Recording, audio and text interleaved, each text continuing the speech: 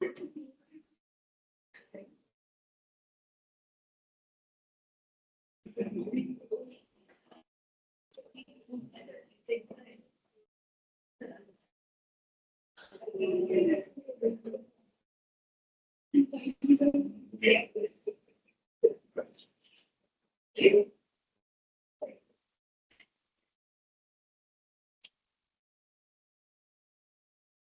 we start?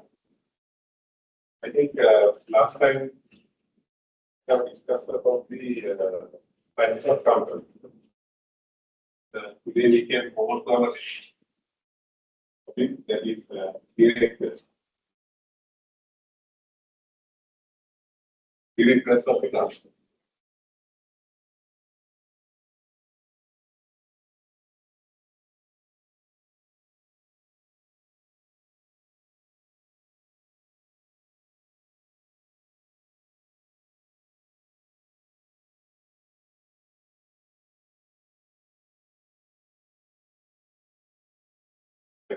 Now,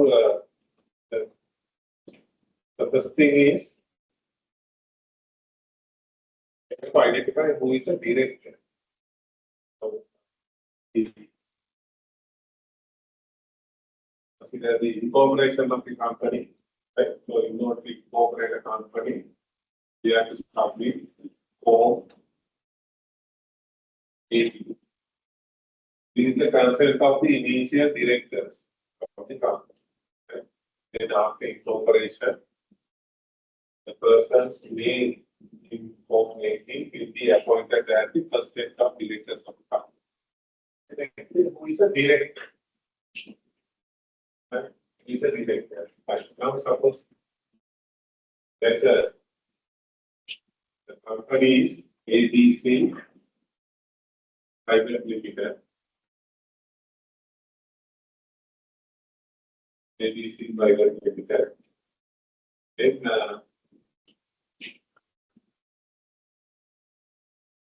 Aman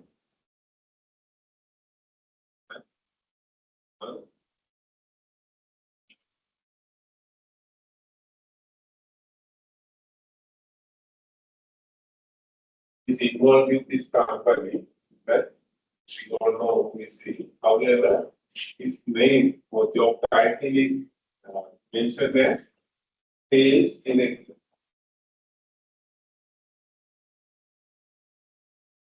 Sales director.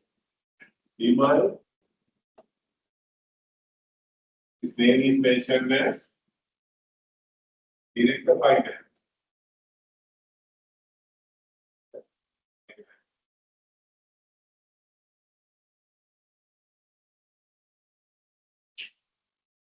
There's another person called Oscar. There's no any job title. You got to this person. ABC, right? Is sales director. Sales director. According to job title, director. Finance, director finance.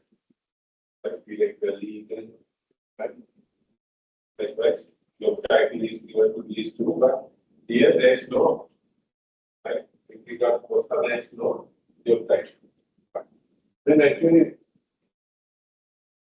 who are directors of the company? How we can identify?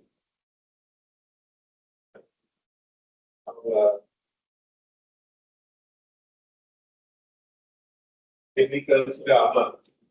Aman is the director of this company. Because according to your title, it says that Aman is sales director. Sales director. Is the director of the company. Iman, director of finance. One is the director of this company. Very good. Right? Costa. There is no job title. You have to this person, third party, third person, Costa. And he's a director of this company. How we can identify director? Who is a director? According to the job title, we cannot say whether Aman is a director or not. Right? Same as he Even though there is no any job title given to Costa, we can't say he's a director or not. And how we can identify? These are actually job types. Right? Any person can be right named as director.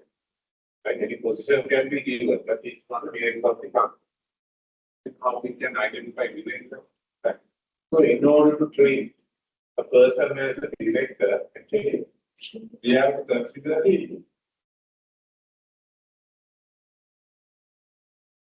that person functions. Right? Basically, we have to consider two functions. If a person who is entitled for these two functions, then he is treated as a director of the company. Right? First one is he is entitled to attend directors meeting.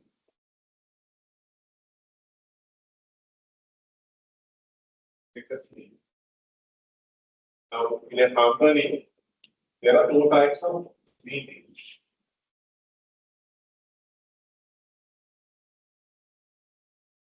Divide meetings into two. One is directors meeting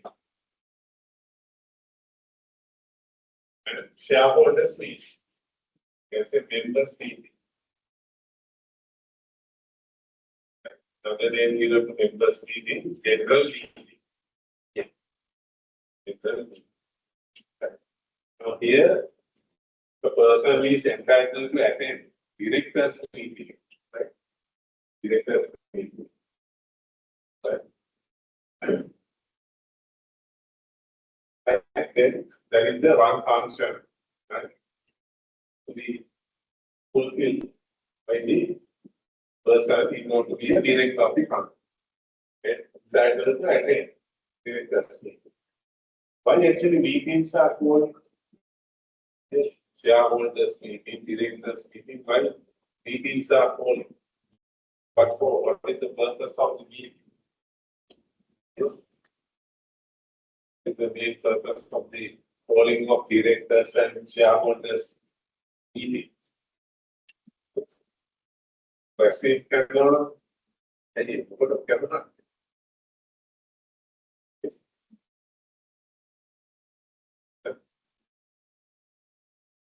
Vaccine cannot. Why? What is the purpose? That in order to make decisions, that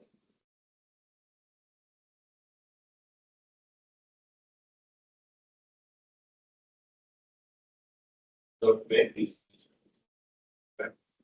So, director is a person who is entitled to attend director's meeting and take part in the decision making. That person is named as a, like, we can identify as a director of the company. Right? Therefore, there are two functions with the directors. Right? Therefore, actually here we have to consider whether Amal is entitled to attend meeting and take part in the decision making.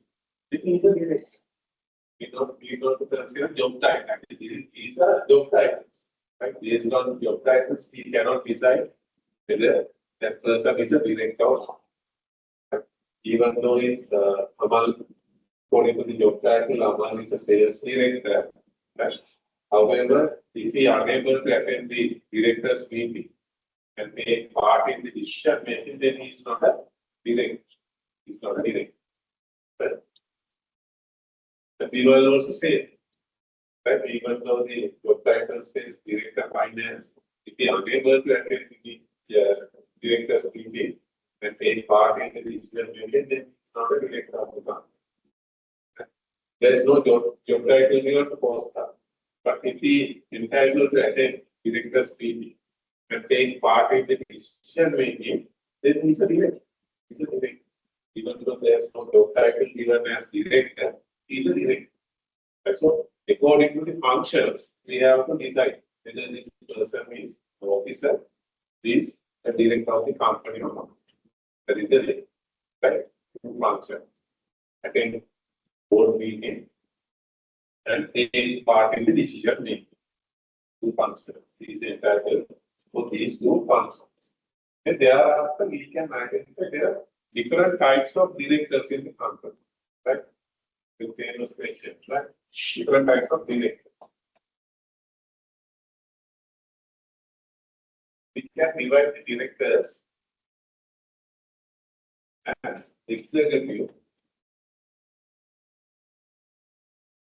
and non-executive.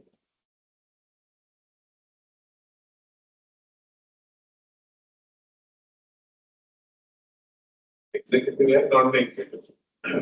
And another type is managing director.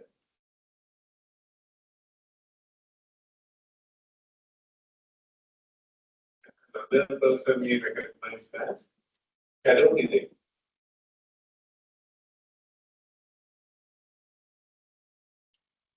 Classification of director. Executive, non-executive, managing director, right, and shadow director. Right, shadow director. Right, so there are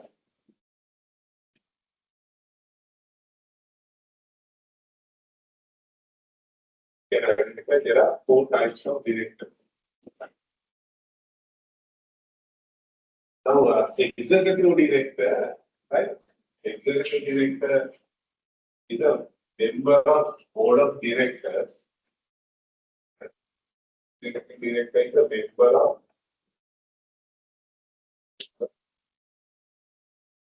directors plus an officer of the company. Employee of the company. Employee. Then they are named as executive directors, right? Then at the same time, they are holding 2 positions, right? One is they are officers of the company as well as a member of the board of directors. Right now, when we consider the right, suppose director finance, Vimal is right according to job title, he is director finance. Suppose Vimal is the accountant of the company as well as he is a member of the board of directors. Vimal is treated as an executive director. Executive director. Member of the board of directors. Member. Right? And he is an employee of the company, an officer of the company, like accountant, lawyer, right? The other officer of the company as well as the member of the board of directors, an executive director. Right? Non-executive means right? Only a member of the board of directors.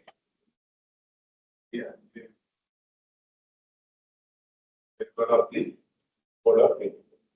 Not an employee of the non-executive. That is the definition, right? Executive and non-executive. Then managing director. Another type of director.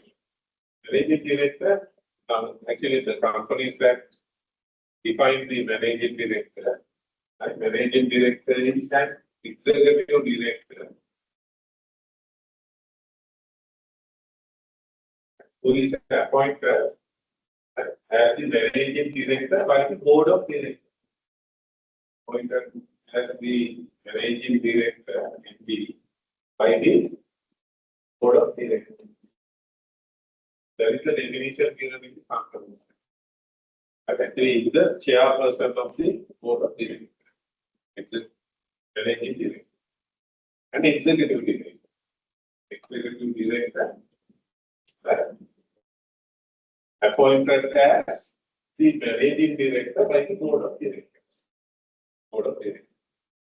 So we can say effectively the chairman of the board of directors. Managing director. Right. Executive director. Right. Appointed as the managing director of the company by the board of directors of the company. Executive. So managing director, right? So executive, non-executive, managing. Executive, the member of the board of directors, plus an employee of the company, an officer of the company. Executive, non-executive, only a member of the board of directors. Managing director, MD, but executive director. And executive director is appointed as the managing director by the board of directors. Right? Chairperson of the board of directors. Appointed as the chairperson of the board of directors. And there's another type of director recognized as shadow director. It's a shadow director. The concept, shadow director. Shadow director means actually is not properly appointed to the board of directors. Not properly appointed. That's very important part first. Not properly appointed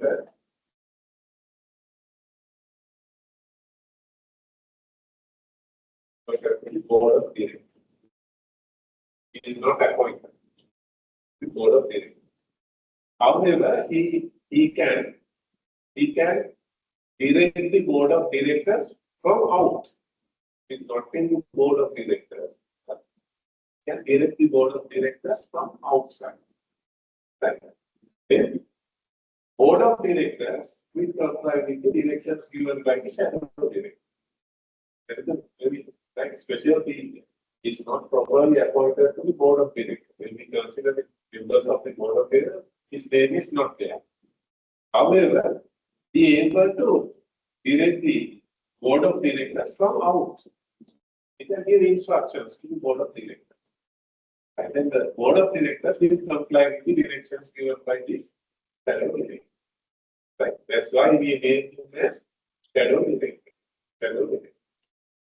But how actually we can recognize this person? Shadow director. Actually, we can compare this shadow director with another person we can recognize as consultant. Another post we can recognize as consultant.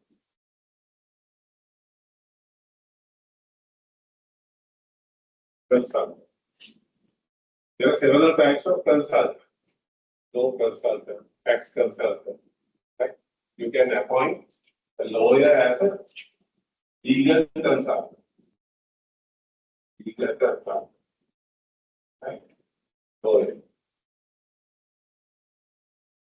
And you can appoint a chartered accountant as tax consultant. Chartered accountant. Like this, right? We can appoint some persons as consultants. Right? Actually, we can compare consultant with shadow director. Right? What is the main difference between shadow director and consultant? A consultant also, right? He will direct the board of directors regarding that particular matter, regarding the cases, regarding the tax calculation. He can direct the board of directors. The board of directors comply with the directions given by the consultant. Same as shadow director. Well, same as the shadow director.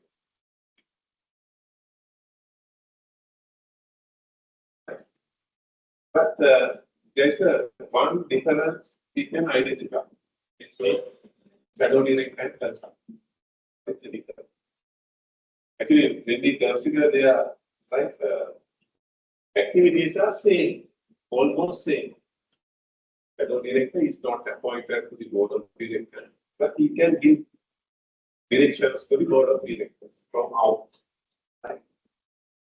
Consultant also same, not appointed, not his name is also not mentioned in the right, members of the board of directors. Right? But he can direct the board of directors. Consultant can direct. Board of directors will comply with the directions given to the consultant. But there's one difference, unique difference we can identify between these two parties. What is it? Consultant and shadow director. Consultant is not treated as a director. not a director. He has no any responsibility or duty as director of the consultant. He has no any responsibility or duty as a director. Right? But shadow director is responsible for duties and right and responsibilities which are in the company sector. So it's a director, shadow director. Consultant is not a director.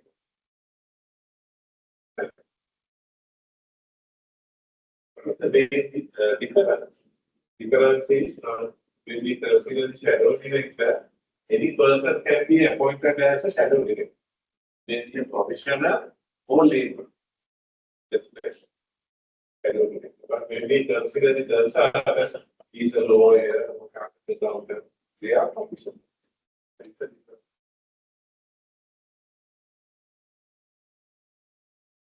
It's a professional consultant. But shadow director may be a professional or a lay, right? Need not to be a professional. But the functions are same, almost same. Right? Shadow director and consultant. So here actually we can insert shadow director is not properly appointed to the board of directors, but right, shadow director can give instructions to the board of directors. Generally, board of directors will comply with the instructions given by the shadow director. Right? Any person, professional or layman, can be appointed as a shadow director. There's no such restriction.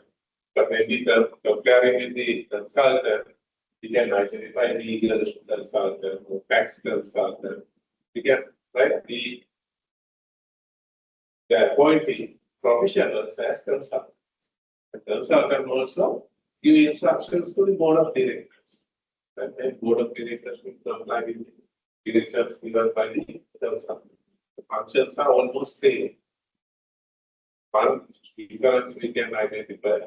We can appoint consultant. Right? We can appoint professionals as consultants. Right. So these are the different types of directors, right? Recognized by the said, right? Executive, non-executive, executive, and shadow director, and we can compare with the consultant. Right. Right. Shadow director is responsible as a director, but consultant is not responsible as a consultant. Right. Right. Then thereafter, we can consider what are the qualifications to be appointed as a director of a company. Right? Qualification.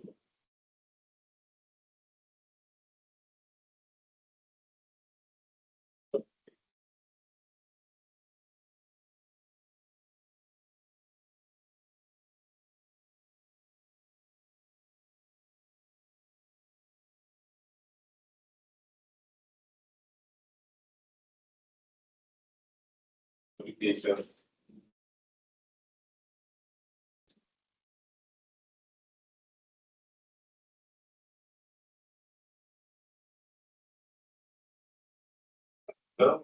When we consider the main qualifications, some persons cannot be appointed as the director of a company. Some persons cannot be appointed as a director of a company. One is who is not a natural person. Natural person.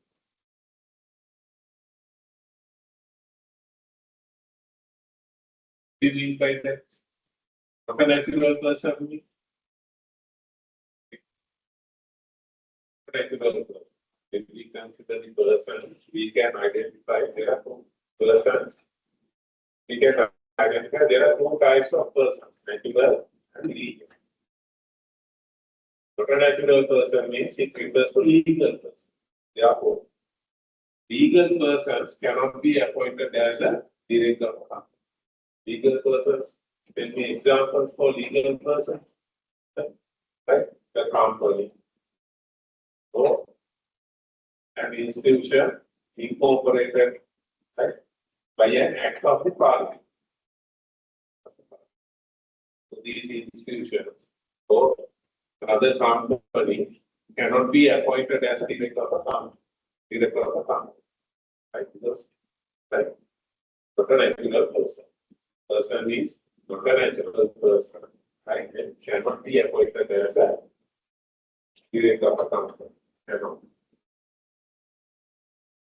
be appointed.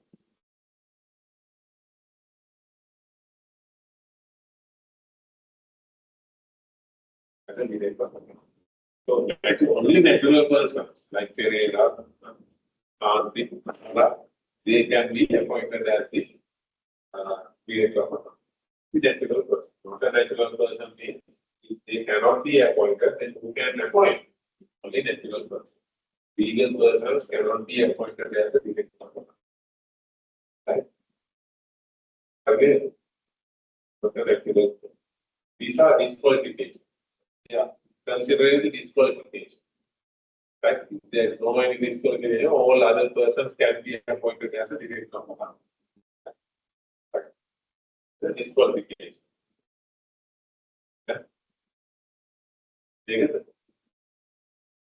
Persons we divide into two, natural and legal. Natural and legal.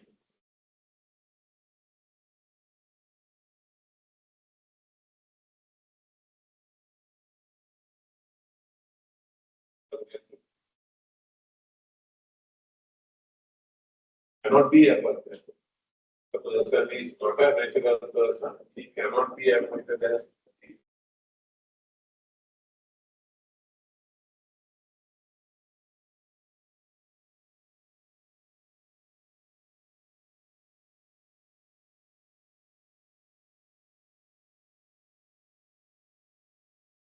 then this is a disqualification. This person cannot be appointed as a director of a company, not a natural person. Right? Only natural persons can be appointed as a director. Not a natural person means legal person. Legal persons cannot be appointed.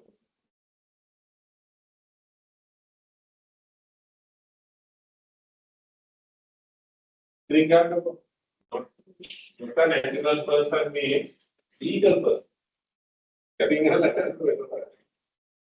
Not a natural person means it refers to legal person. These are the wordings given in the comparison. That's why I mentioned that. Right? Not a natural person. It refers to legal person. Natural persons and legal persons. Legal persons cannot be appointed. Because a lot of they cannot be appointed. Again, right? Cannot be appointed. These are disqualifications. Cannot be appointed as a director of a company, not a natural person. There are two types of persons, natural and legal. Not a natural person means it refers to legal. Legal. It refers to cannot be appointed as a director of a company. Okay. Another disqualification is who is the mind. Mind. Who are mindless below 18 years old.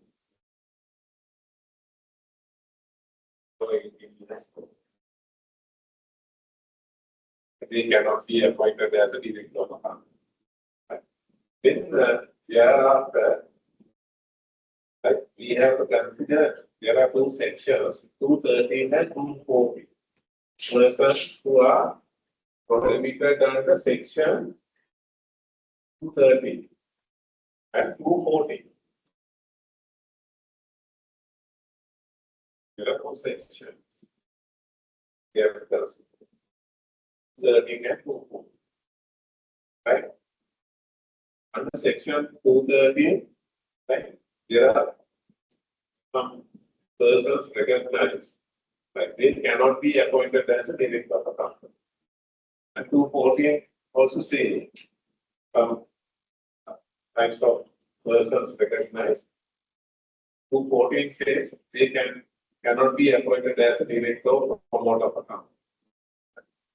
Right. 213 and 214. Right now, when we consider the section 213, right, we can identify two words mentioned in 213, section 213. One is conviction, adjudication. The second term is adjudication.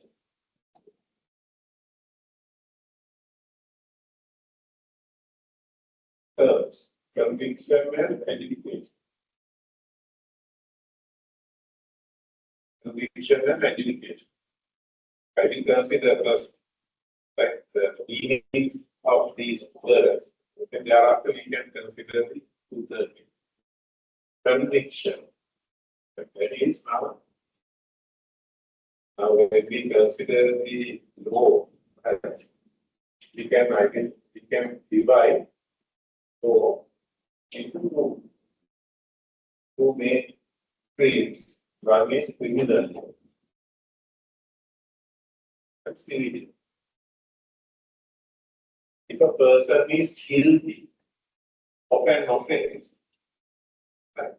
If a person is guilty of an offense, so under criminal law we are discussing about the offense.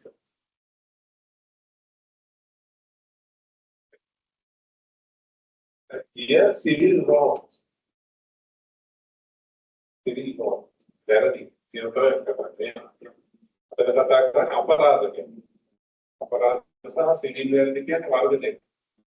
if a person is guilty of an offense, okay, right, we can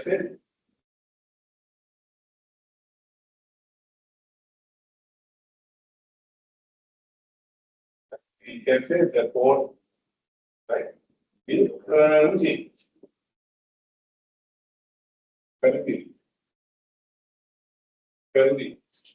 to the offense. Right? Actually, conviction means that this is the judgment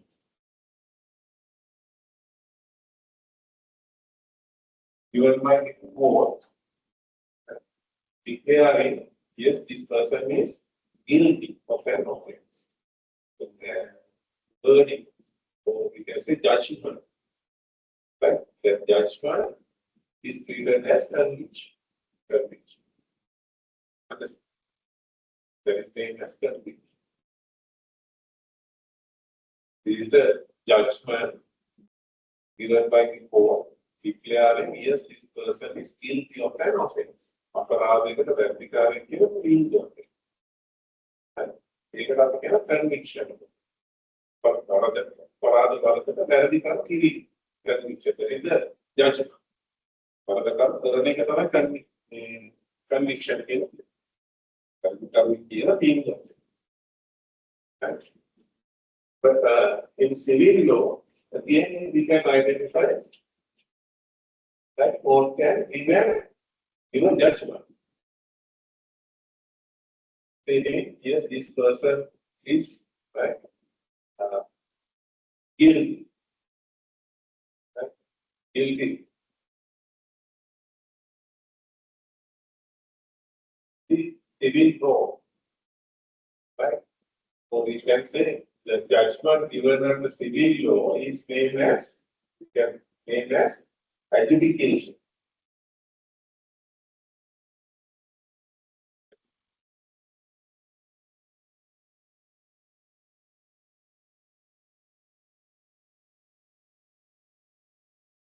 This is the final decision of the court, declaring yes, this person is guilty to the civil law.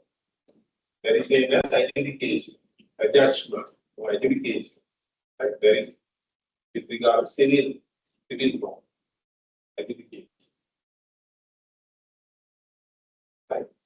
It may be a wrong or some cases we can identify court can declare the position of a person.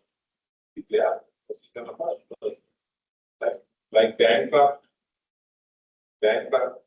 court has to decide whether this person is bankrupt or not. After considering the facts, then court will declare, yes, this person is bankrupt person. That is named as adjudication. Right? There are two types of judgments. One is named as adjudication. Right? One is named as conviction.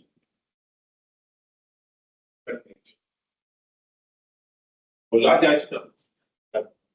Like one judgment is given under criminal law. Right? Then it is the judgment is named as conviction. Conviction. And like the second type is under civil law. The judgment is named as adjudication.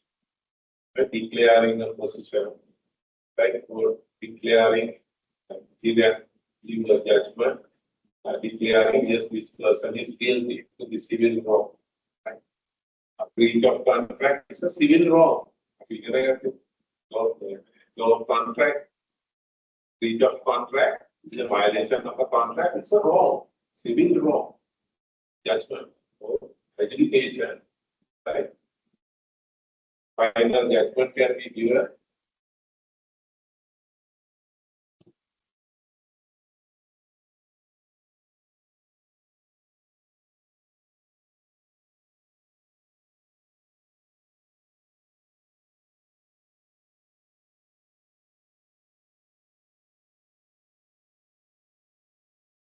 Yes. Then the final judgment can be given, declaring yes, this person is guilty. Guilty. This person is guilty. Civil wrong. So that is adjudication. Adjudication. Judgment given under civil law. Judgment given under criminal law, it is named as conviction.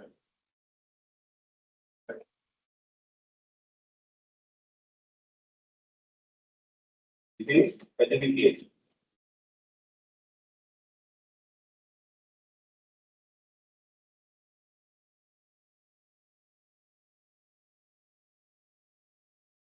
Types of judgments we can begin.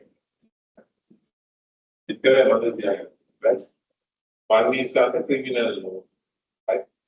Second type of judgment is given under civil law. Is civil law. The final decision given, final judgment of decision given. Yes, this person has guilty to the civil law, breach of contract.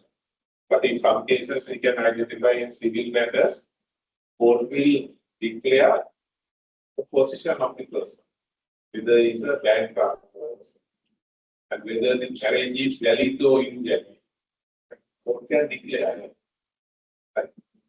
Can get a declaration from the court stating, right, whether the marriage is valid or invalid. And even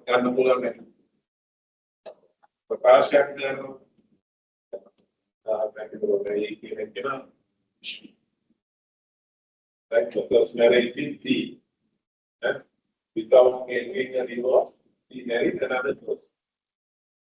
Now the second marriage is the issue. Right? The issue is whether there is a valid marriage between A and C. Now we actually C cannot file an action against A in order to get a divorce. Divorce divorce right? So there is no valid marriage. If there is a valid marriage, dissolution of a valid marriage is named as divorce. Yeah, actually, C cannot ask divorce. Right? C can get a declaration. What is the declaration? Stating there is no valid marriage between myself and him. That's the declaration, not a divorce. Understood? Right?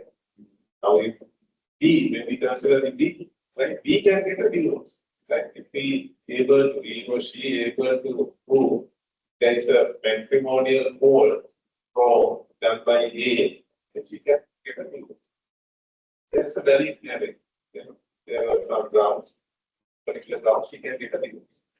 But C cannot get a divorce. He can get a declaration from the court. So that declaration is named as adjudication. Yeah. Divorce.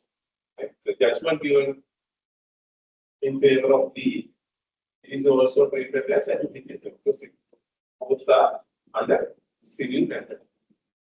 Like therefore, adjudication, we name that adjudication. Right? Even though B has married C, right? Right? Sorry, A has married C, the second marriage, then actually he is guilty to an offense. Right? He is guilty to an offense. Right? There is bigger, it is named as bigger. Right? More than one marriage, without getting divorced, more than one marriage, right? Having it named as bigger. Right there. So it is treated as an offense, not a criminal. Okay. If he is guilty of the offense, then court can punish him, right? Like imprisonment, right? Court can order to pay fine for imprisonment. Fine, imprisonment.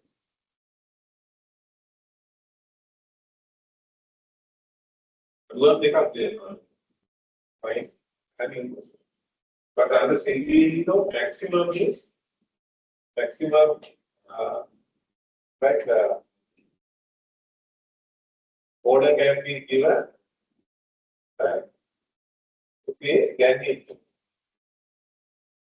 That is the main objective of the civil.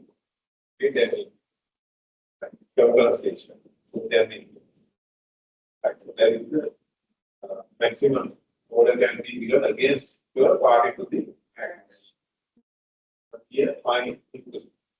That one also important. We will be discussing about section 230. Fine order.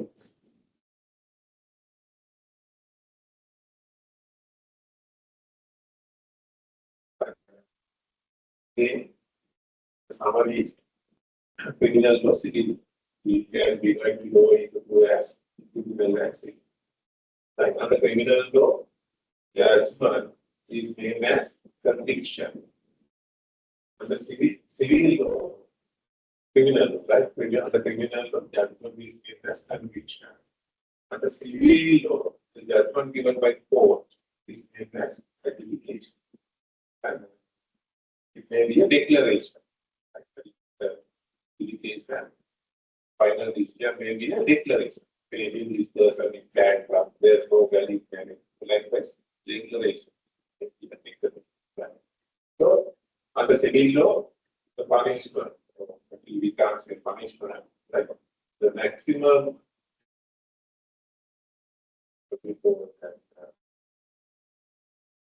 is maximum order against the wrongdoer, right? Is what can order to pay damages. But if a person is guilty of an offense, then court can impose fine. That is the punishment. Fine or imprisonment. So then these are the punishments can be given. In some cases, court can give death sentence.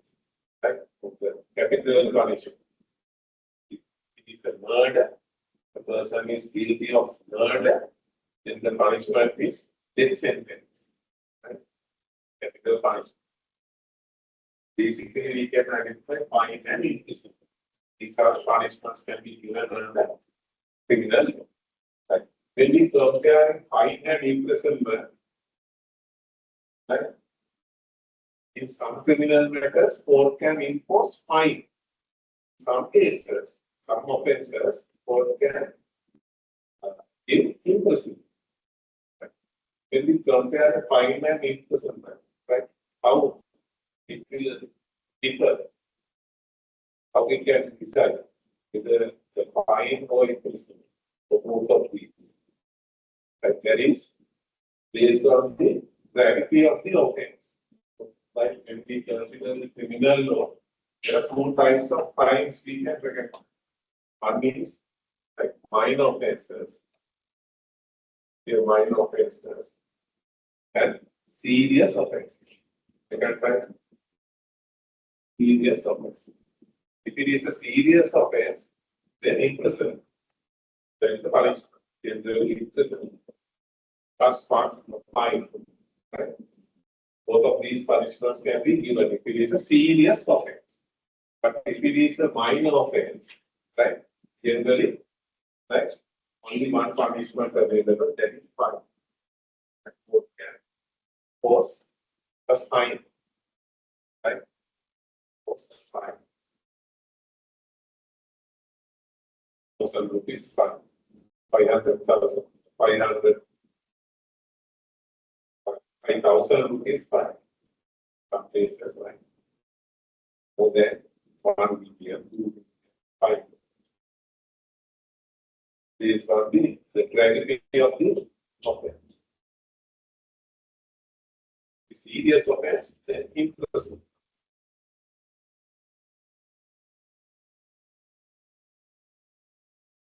Helmet लगाने तो bicycle ही यहाँ पे रहता, गिरेगा ना, क्या? Minor offense है, तो पर गिरता तो डरेगा, गिरता डरेगा, अरे अभी गिरला मानुष एक अपना आपने का मतलब that is serious. Then fine plus imprisonment. Both punishments can be given to the person who is convicted, but convicted of the offense. Both punishments can be given. And so is based on which type of offense, right? Minor offense or serious offense. Right? So that is the link. Right now, thereafter, we have 230. First one. Section 230. So it became a section 230.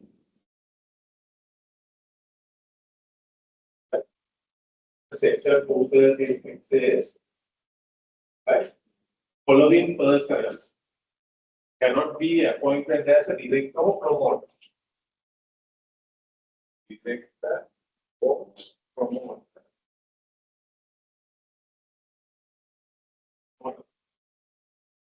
For a period of 5 years. For a period of 5 years from the date of conviction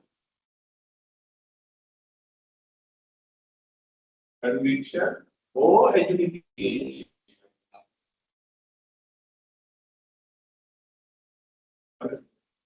That's why I mentioned what is the meaning of conviction and adjudication. Conviction comes under criminal matter. Adjudication, it comes under civil matter. Right? Judgment given under criminal case, it is named as conviction. This is criminal. Adjudication, this is civil.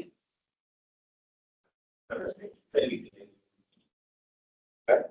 So the section 230 says, right, following persons cannot be a director or promoter of a company for a period of 5 years. Period is 5 years. From the date of conviction or adjudication.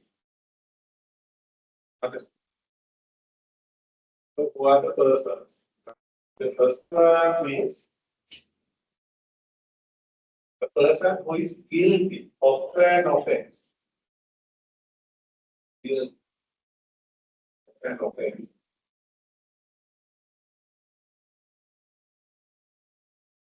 Under Companies Act,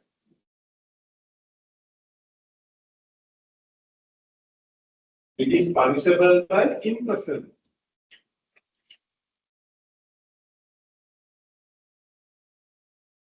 By imprisonment.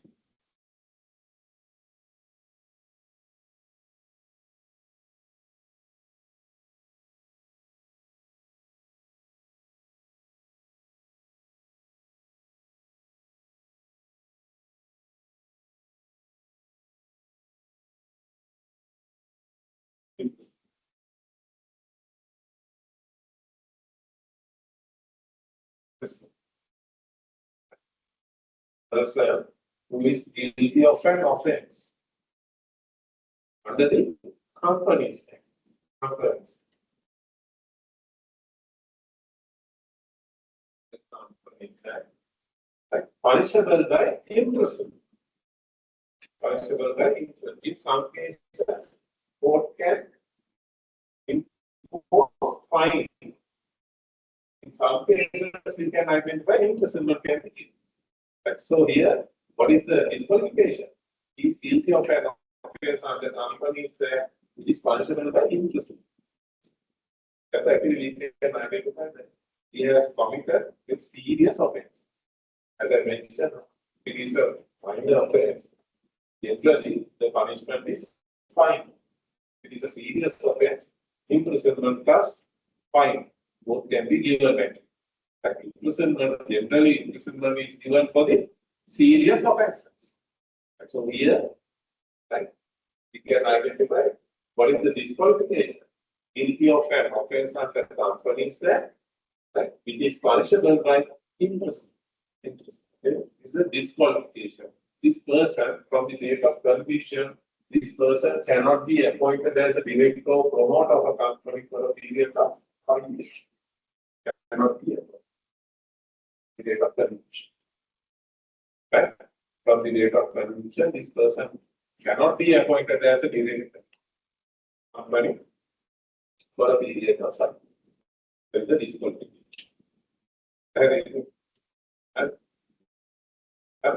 Imprisonment, fine fee and all that. Fine fee and all.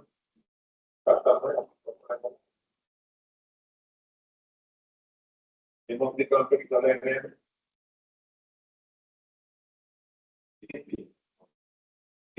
the second registered company's name is similar, identical to the first registered company.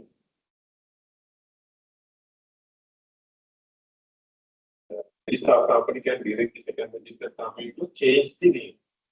After such direction given by the registrar, the company, the second registered company is not complying with the direction, then the company shall be guilty of an offense. On conviction, right,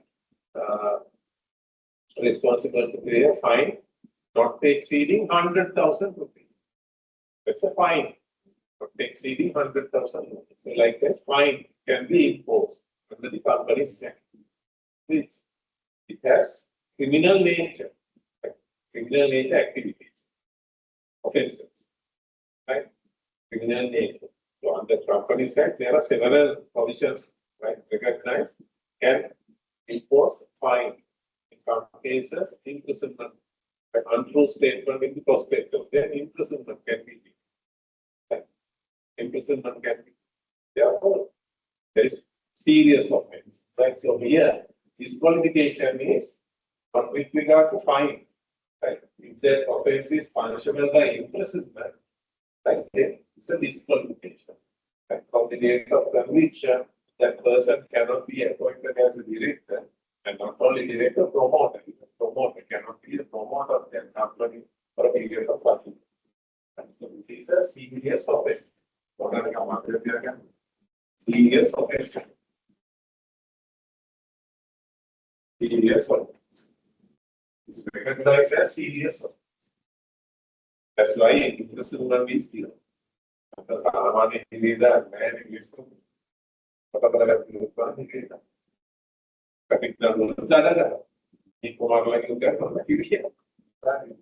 We have to consider the gravity of the seriousness of the offense. Based on seriousness, we have to consider there are 2 types of crimes, right? Minor offenses and serious offenses. Right? So, punishment, imprisonment is given for the serious offense. Then, the second person means who is guilty of an offense, again guilty of an offense.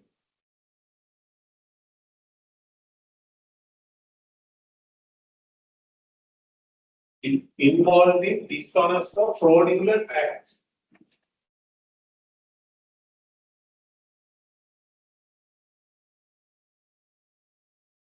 dishonest or fraudulent act.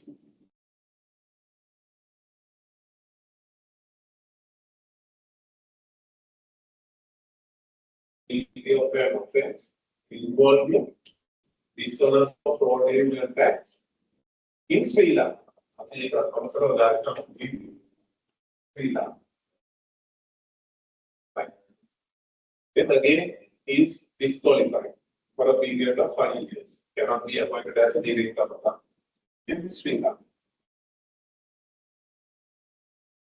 Like dishonest or fraudulent act, there is not under the companies there. There are some other criminal acts, right? Passed by the parliament and under any other act is guilty of an offense. Right? For involving dishonest or fraudulent act in Sri Lanka, it's a disqualification. Again, that person cannot be appointed as director of the company period of 5 years. Disqualification. Right? It is with regard to the act other than companies act. Other than companies act. Under the companies act. Any other act other than companies act. Right? Is guilty of an offense involving dishonest or fraudulent act. Tell me one act other than companies act can be guilty of an offense for dishonest or fraudulent act. Penal code, penal code,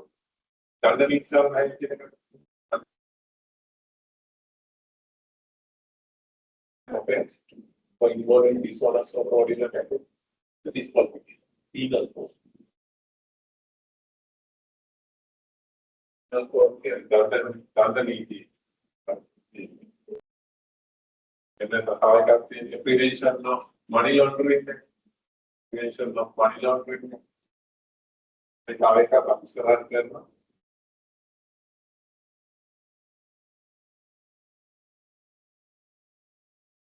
Securities and Exchange Commission Act. Securities and Exchange Commission Act. Under that, according to section 34, 33 of the Securities and Exchange Commission Act, insider dealings are prohibited. Person is guilty of an offense of insider dealings. Then is treated as a dishonest or fraudulent act. It cannot be appointed as a director of a company for a period of 5 years. These are the acts you can recognize other than companies. Here, guilty of an offense, right, for involving dishonest or fraudulent act, okay. It's a disqualification to be appointed as a director of a company. Right. So here actually we can identify two criminal activities. One is under the Companies Act, and second one, guilty of an offense for involving dishonest or fraudulent act. Right. Inside the trading, inside the dealings. Inside the dealings.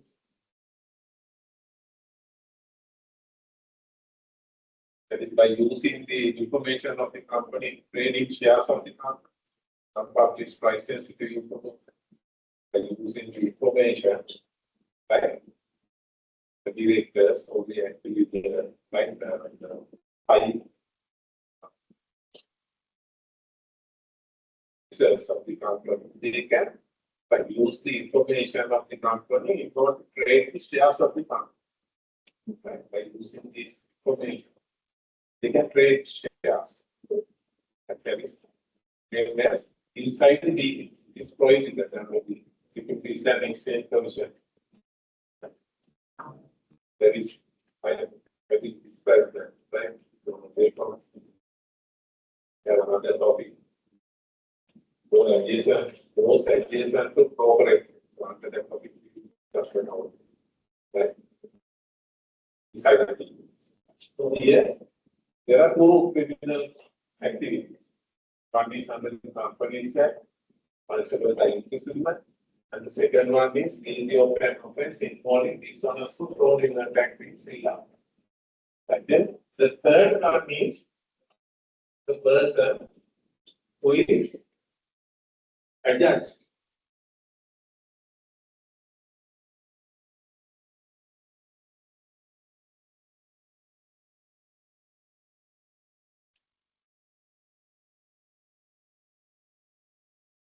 The person who is adjudged to be of unsound mind.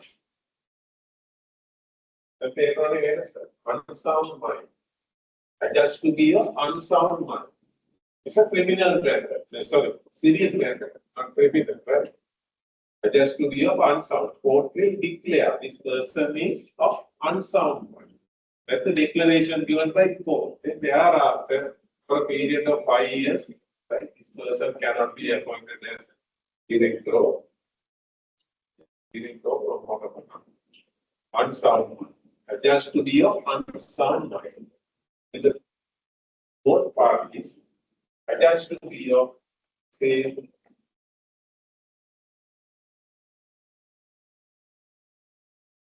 bankrupt person.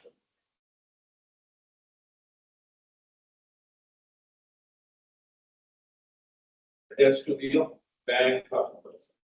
Then he cannot be appointed as a director for a period of time. We can consider these two adjudications. That is under civil matters. And bankrupt or not, right? There is a civil matter. Civil.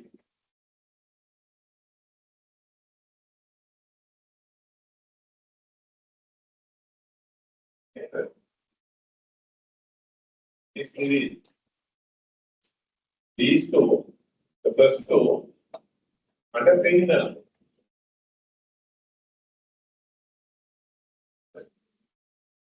Guilty. Guilty. There is the judgment given under criminal. Guilty of an offence. Adjudged. Adjudication means there is under civil matters. Declaration. Actually, here two declarations given. Court will declare, yes, this person is unsound mind. Person is of unsound mind. That's the declaration given by court. This person is bankrupt person. Again, declaration. It's like a no valid marriage. Declaration. Instead of giving divorce, court can declare there is no valid marriage. So, likewise, these are declarations, adjudications. Right? Adjudication.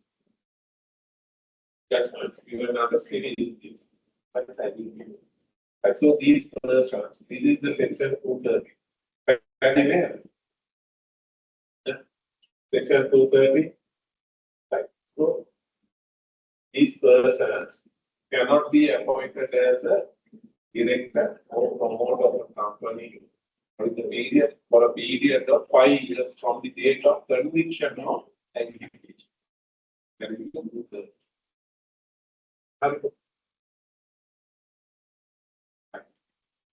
Then thereafter, 214. 214. We can consider the 214. 214 says, following persons by an order of the court, by an order,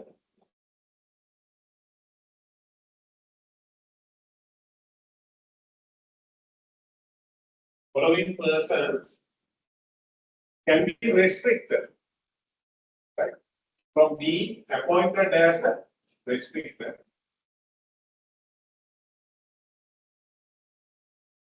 From being appointed as a director or promoter of a company for a period not exceeding 10 years. There is 240. Right? By an order of the court. There shall be an order. Right? An order of the court. By an order of the court, court can restrict some persons from being appointed as a director or promoter of a company, right, for a period not exceeding 10 years. Maximum period is 10 years. Right. Understood? Our persons cannot be, thereafter, these persons cannot be appointed as a director or promoter of a company for a period of 10 years. 10 years. Right. But here, court order. There is an order of the court. You can recognize first condition is there shall be an order of the court. There shall be an order of the court. The court can restrict by this order the person from being appointed as a director or promoter. The period is not exceeding, not more than, not exceeding 10 years. The maximum restriction period is 10 years. 10 years. And not exceeding 10 years. For a period not exceeding 10 years. Then we can consider who are the persons recognized under 214. 214. The first category is the persons.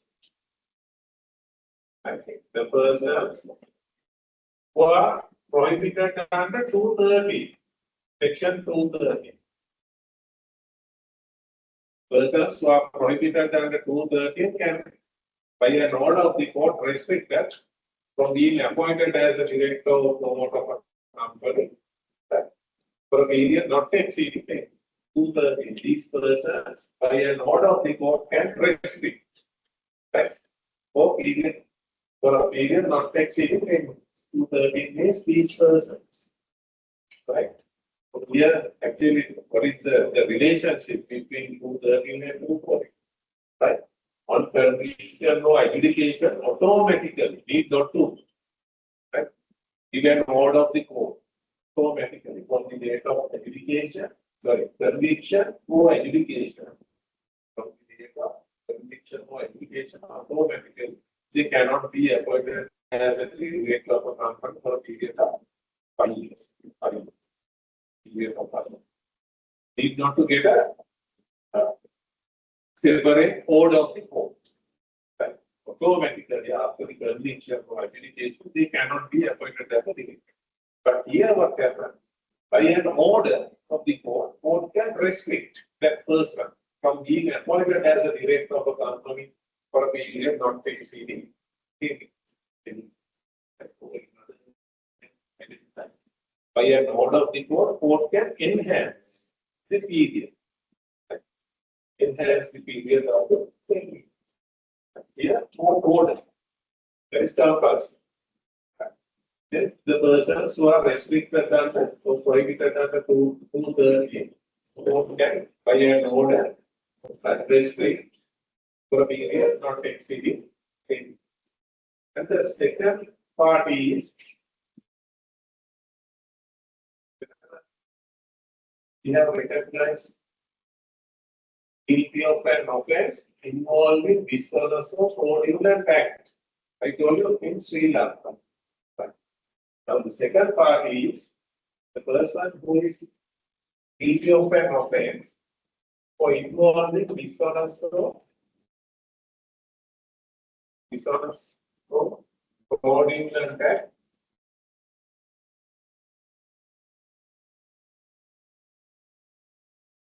Fraudulent act.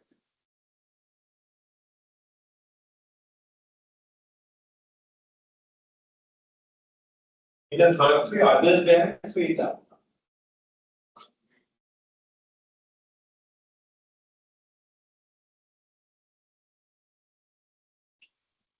Understood.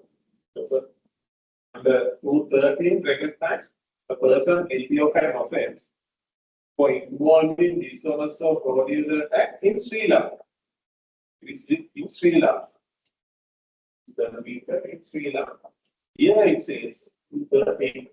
It says other than Sri Lanka. The same offense that abroad, right? Other than Sri Lanka. Right?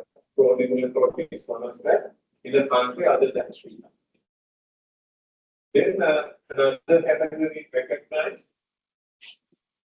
A director, a person who was a director.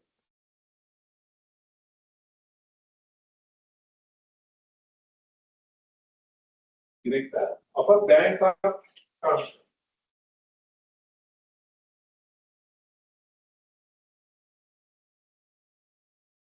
Was a director of a bank or trust.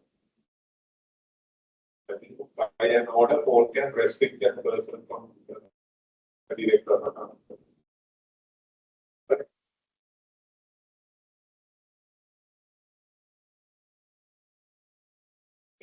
Another category recognized that is the person who is prohibited under the form of companies act.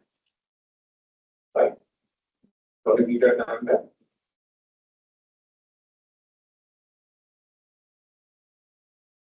form of companies act.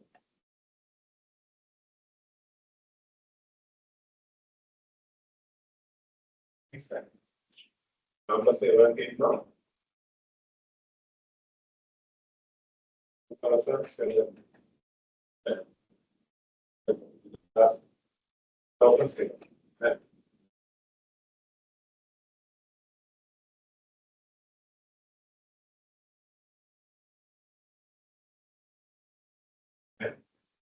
Number 17 now.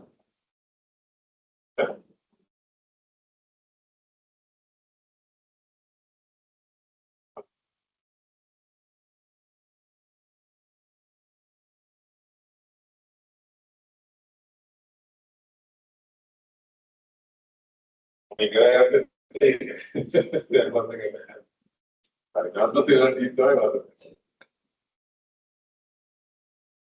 1982.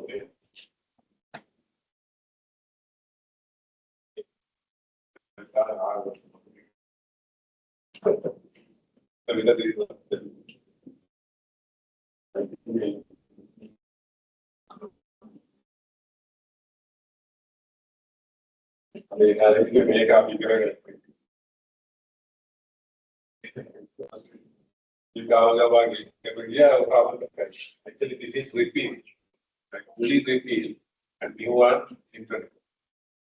Right? Number 7 of 2000. The former companies act, that person is prohibited under the former companies act.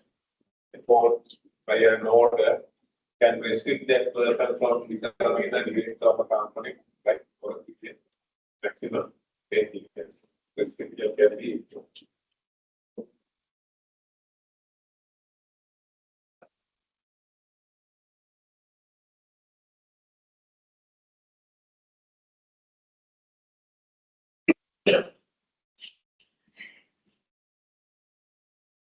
Right, so this is the section 240.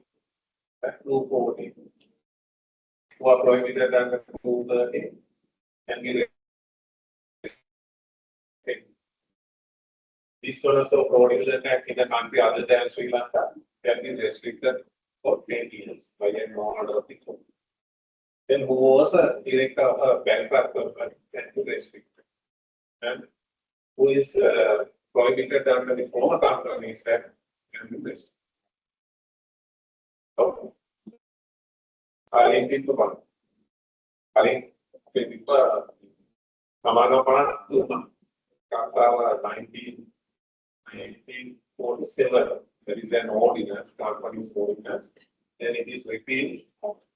The new one came in 1982.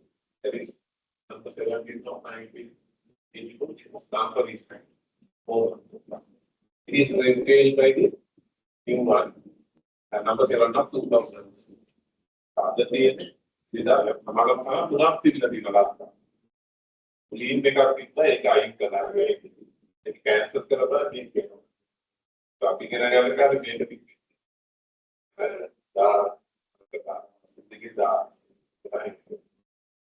it doesn't putting I class, it does a bit of there's a big thing.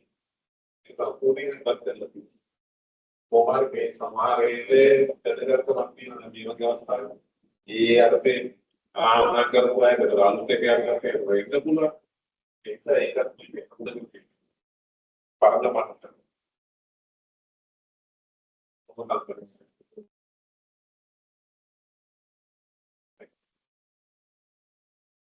And so these are the qualifications, right? When we consider in the qualifications, it's like we are considering what are the disqualifications recognized, right? Under the companies, right? Then the first one is who is not a natural person, cannot be appointed as a director, who is not a major or it is a minor person, like there is a person below 18 years cannot be appointed as a director. And the persons prohibited under section 213 and 214, they cannot be appointed as a director. So, other than these qualifications, they can be appointed as a director of the company. Right.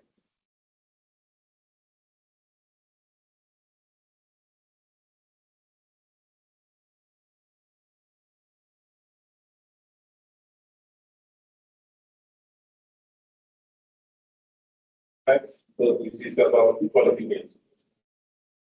Yes. Thereafter, we can consider the duties of the director. Duties.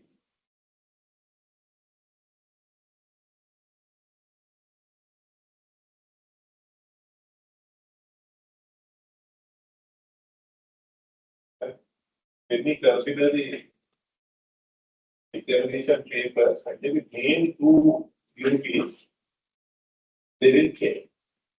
This is not easy to develop duties like most important. There are two second time. Okay. Discuss first. That is duty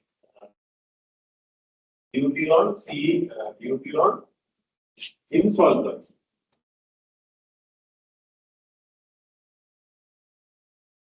So make it duty on insolvency.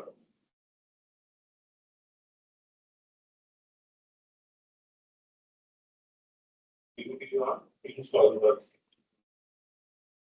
Right. What is the meaning of insolvency? Yes. But generally, what is the meaning of insolvency? What is the indication? Based on this indication, the director or the officer can get a main idea regarding the insolvency or not. What is the main indication?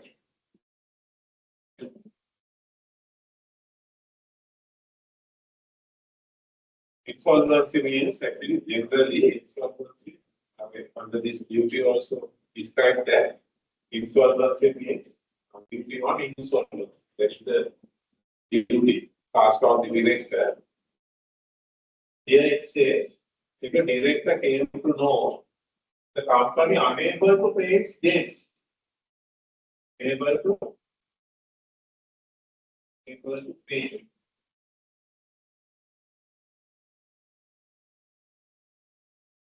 Able to pay its debts in its ordinary course of business. Day-to-day business, company unable to pay its debts. So that is the meaning of insolvency. That is the first indication that the company unable to run.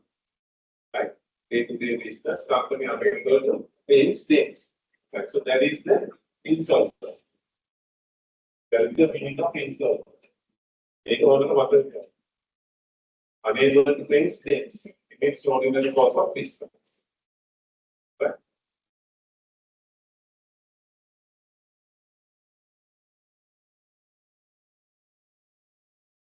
Then what is the duty of the director? What is the duty of the director? If he came to know that the company unable to pay its debts in its ordinary course of business, what is the duty cast on the director? Right? Duty is he must hold no time, immediately or promptly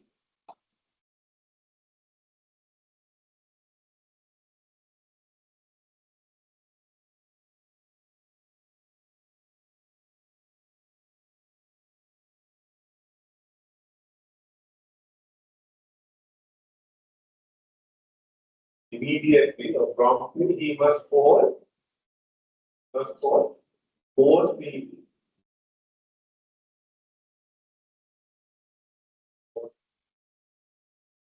This is the duty. Nothing else. Right? Immediately he must call board meeting. I told you there are two types of meetings. Right? Yes. Board meeting and general meeting. Right? Here the duty task of the director is he must immediately call the board meeting. Meeting of board of directors. Right?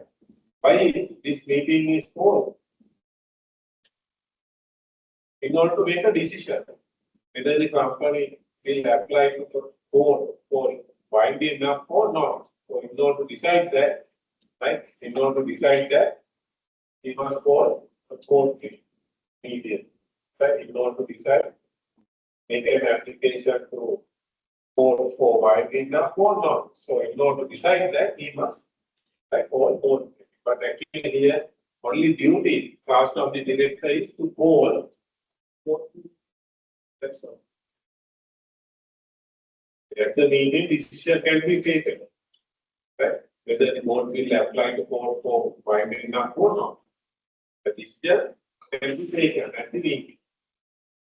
Duty, when we consider the duty task on the director, duty is for immediately for the board meeting. Board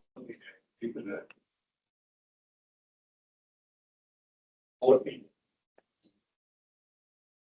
We have discussed this under listing of way of incorporation as well. Right?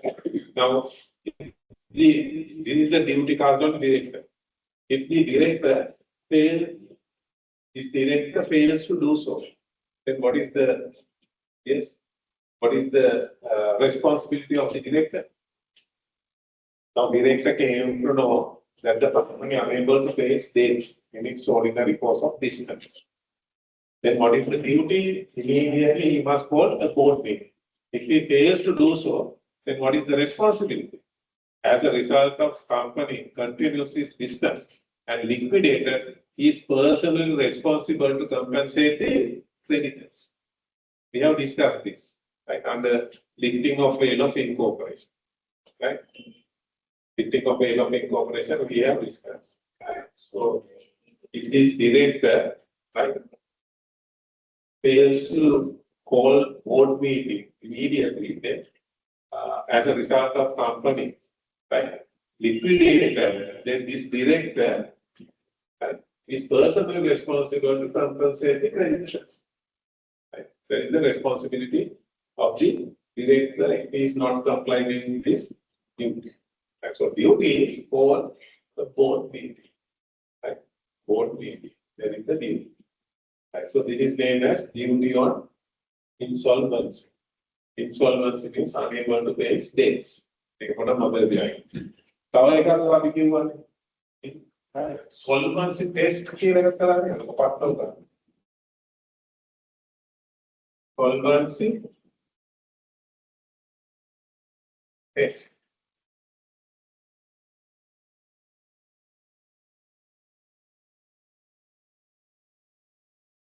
Solvency test. What is the solvency test? We have discussed in a private company, right? By way of unanimous agreement, private company can make any decision, even though it is not compliant with the provisions contained in the articles. Right? They can engage into any type of transaction by way of a unanimous agreement. Right?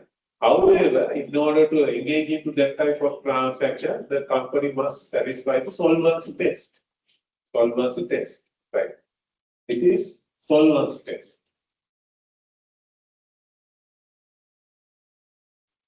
Right? And reduction of stated capital. Right? I will explain, right? We have the topic, capital. And under the capital, we are discussing about the reduction of stated capital. If there is a reduction of stated capital, right, then repurchase of shares, payment of dividends in a private company, by way of unanimous agreement, they are going to engage to comply with the provisions that we have in the So in these occasions, company must meet solvency test. This is a test.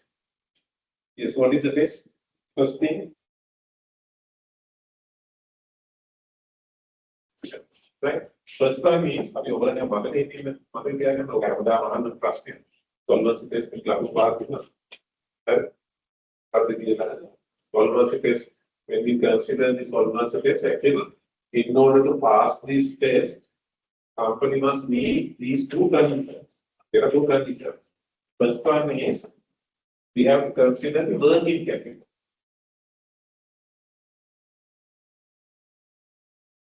Working capital. The whole dharma working capital කියන්නේ අපේ එන්න බෑ ඒ භාෂාව එක නම් වුණාට කියන්නේ. whole dharma භාෂාව. Working capital. Counter. Connected. Accountancy. whole dharma working. Whole භාෂාවෙන් කොහොමද කියන්නේ working capital. And the second one is we have to check whether the company has reserves. Reserves. If these two conditions are fulfilled, then company is able to meet the solvency test. Then that private company can engage into any transaction by way of unanimous agreement. The company can pay dividends. Company can reduce its stated capital, reduction of stated capital. Company can buy back the shares of the company, repurchase, right? So in order to perform these activities, company must meet the solvency test. First one is we have to consider working capital. That's current situation of the company. And reserves. We have to check the company. Right? Company has reserves. Right? But in Companies Act, here it says, instead of working capital, it says, right? In order to meet the solvency test, the first condition mentioned in the Companies Act, right? The first question is whether company able to pay its shares in its ordinary course of business. Right? Whether company able to pay its debts in its ordinary course of business. Able to pay or not. Able to. First condition is fulfilled. And the second one is instead of reserves, it says whether the value of total assets, value of total assets, value of total assets is greater than stated capital. Capital plus right, liabilities.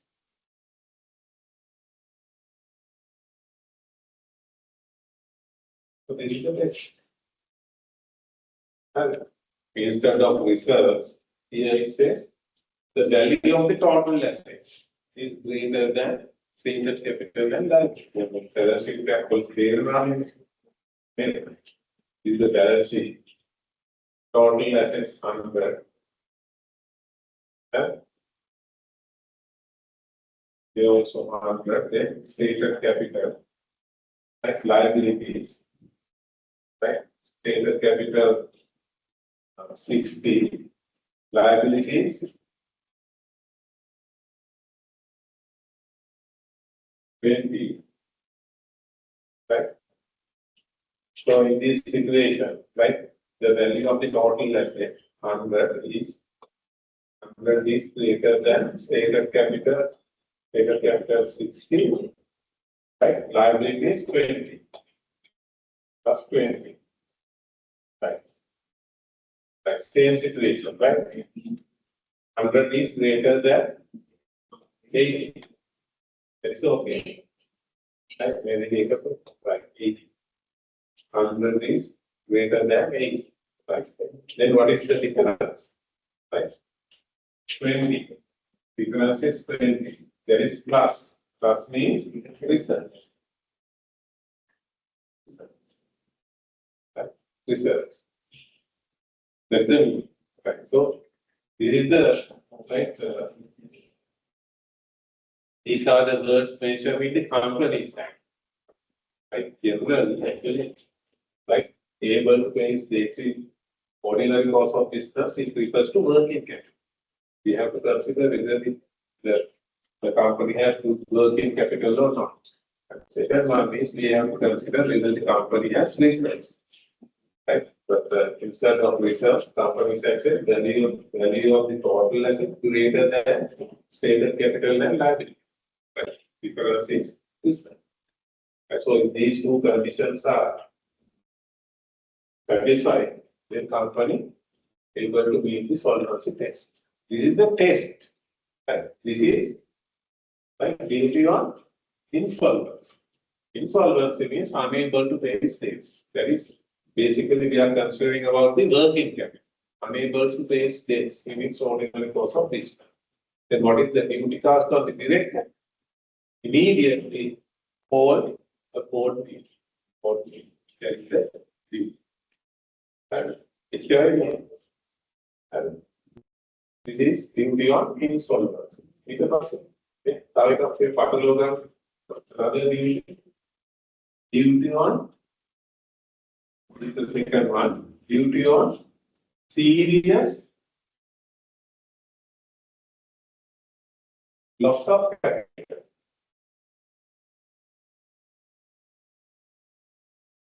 Serious loss of capital. One more pathologan may part.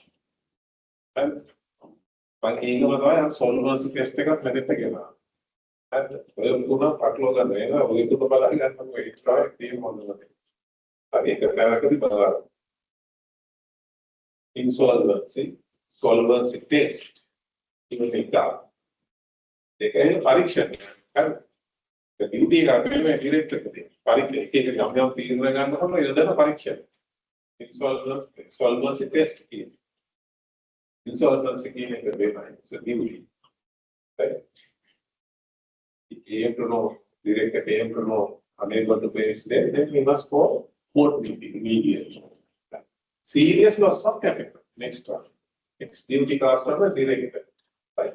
Here it says the director came to know that there is a serious loss of capital in the company. Company's access within 20 working days. 20 working days. Right? Within 20 working days. Not immediately, right? The other, right?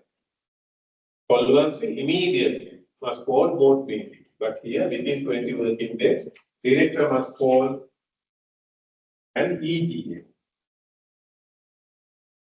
EGM. Not a board meeting. It is an EGM. Like I told you there are two types of meeting. Right?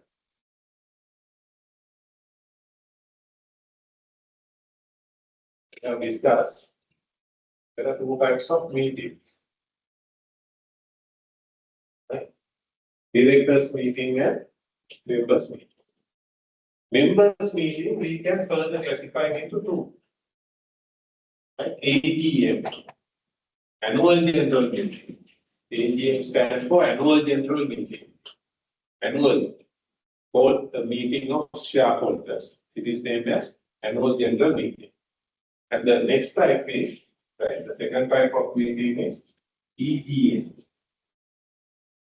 Extraordinary general meeting.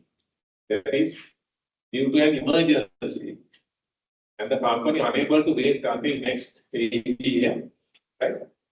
Immediately company must call shareholders meeting. So all the meetings other than AGM, right, are named as EGM.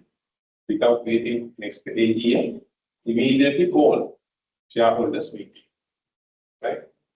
So these meetings are named as extraordinary general meeting. අතිවිශේෂ මහසභා රැස්වීම. ඉන්දියාවේ අර annual එක එනකම් හදිසි තත්ත්වයක්. Extraordinary general meeting. From the guy meetings. AGM and NGM. But now, what is the duty of the director if there is a serious loss of capital? Right. If there's a serious loss of capital, there's a duty cast on the director to call EGM, to call an EGM. Right. Within 20 working days, that is the duty cast on the director. EGM means this is an extraordinary general meeting. This is a general meeting or shareholders meeting. Shareholders meeting. Right? If we came to know there's a serious loss of capital in the company, then within 20 working days, director must call an EGM. EGM, right? This is the meeting of shareholders. Okay. Board meeting, right? The meeting of shareholders. Or we can say extraordinary general meeting. General meeting means shareholders meeting. General meeting, GM. General meetings means shareholders meeting. That is the duty. That is the duty cast of the director. Right? Within 20 working days, call an EGM, extraordinary general meeting. Right? What is the meaning of serious loss of capital? Next one. Right? Serious loss of capital means, right? Serious loss of capital. Serious loss of capital means net assets.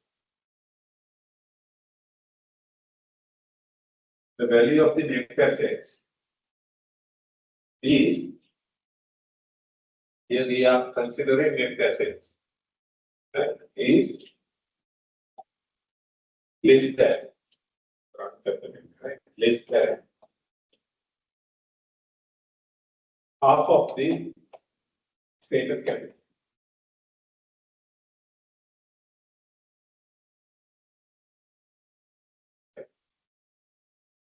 Value of the net assets is less than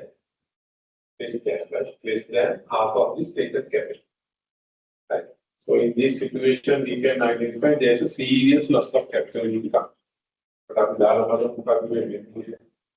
this is the balance sheet. Net assets. Total assets 100. Liabilities 30. Stated capital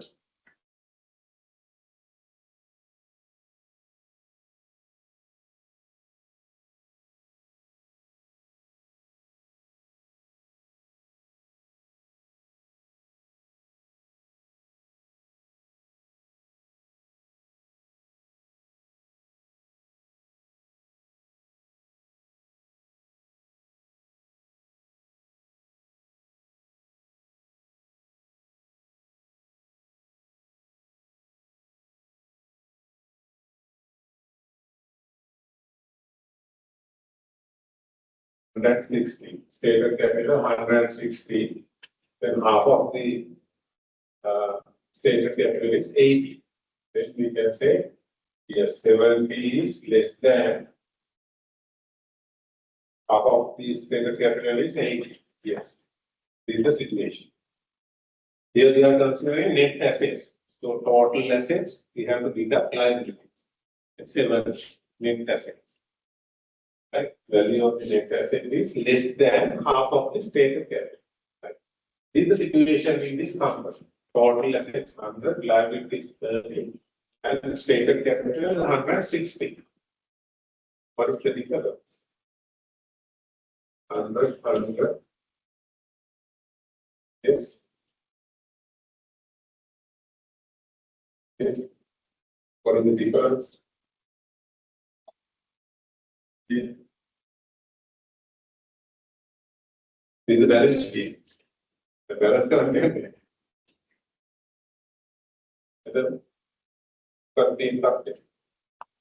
this is a situation called serious loss of capital. Huh?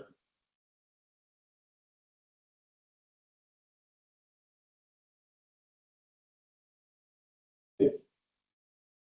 You can explain now. You are the counter, right? You can explain what is the situation in this company. Yes. Serious loss of capital. In this situation, we can say there's a serious loss of capital. Then within 20 working days, director must call an EGM in order to explain the financial situation to the shareholder. That is the purpose of the meeting. Explain the financial situation. Just tell me what is the difference here. Serious loss of capital. What is the situation in the company? I'm not going to. Balance කරන්නේ කොහොමද? 90 minus. Yeah. Minus.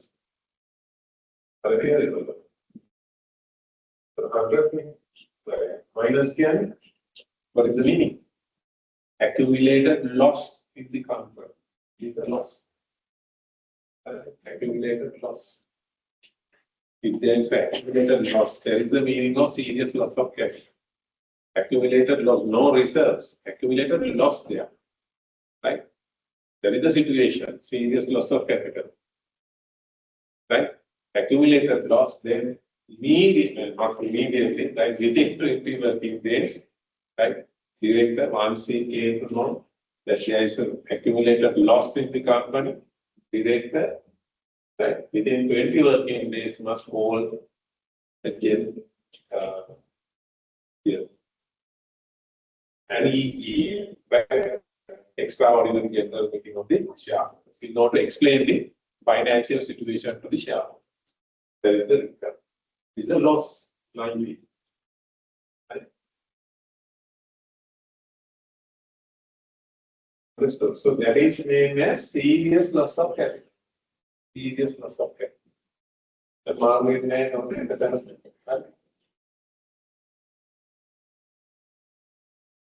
First one is insolvency. Right? Remember, insolvency means unable to pay its debts. What is the duty? Immediately, right? Call director's meeting, board meeting. That is the duty task of the director. And there's another duty, that is serious loss of capital. Serious loss of capital means net asset, value of the net asset less than half of the stated capital. Right? In this type of situation, we can identify there's an accumulated loss in the company. Right? Accumulated loss in the company. Then what is the duty? Duty task of the director. Right? Within 20 working days, he must call an EGM in order to explain the financial situation to the shareholders. This is shareholders meeting. EGM, extraordinary general meeting. And another concept called solvency test. That is not insolvency, right? Solvency test in order to pay dividends, right? And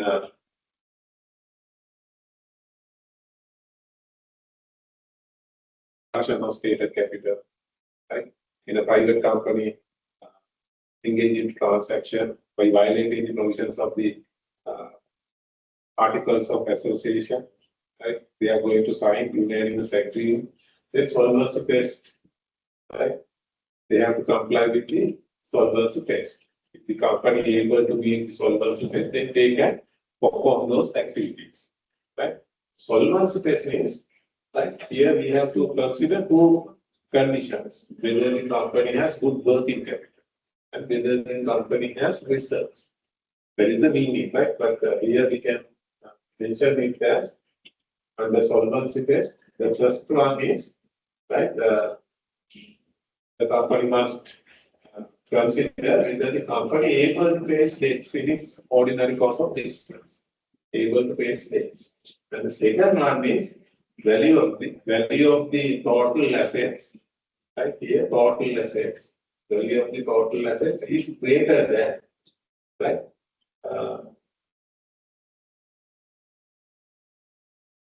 Greater than stated capital and liabilities. Stated capital and liabilities. Value of the total assets is greater than stated capital and liabilities. Right? It means we have checked whether the company has reserves. Right? Equivalence is reserves. Working capital and reserves. Two conditions to be fulfilled. But wordings are like this. Right? The company said, mention these words instead of working capital and reserves.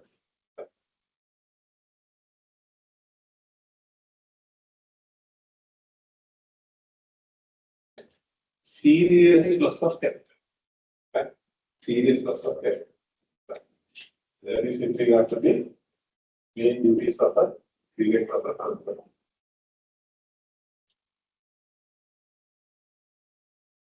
And apart from these duties, some other very simple duties recognized, he must comply with the articles of association, must comply with the Companies Act, he must act in good faith, right?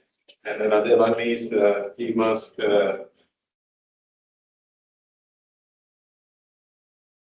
duty on secrecy, another duty. That is, he cannot disclose the information of the company to third party. Actually, under secrecy, there are three concepts recognized. Right? If a director, now when we consider a director, important one is secrecy in duty on secrecy. Right? Director, he may be a executive or non-executive director. Executive or not. By being a member of the board of directors, or by being an officer of the company, an employee of the company, he may have information of the company. Information of the company. As a member of the board of directors, now we will consider executive director, he is a member of the board of directors, at the same time, he is an officer of the company, an employee of the company, right? Finance director, accountant plus a member of the board of directors, executive director. And by being a member of the board of directors or an employee of the company, he may have information of the company. Then, under duty of secrecy, it says, right?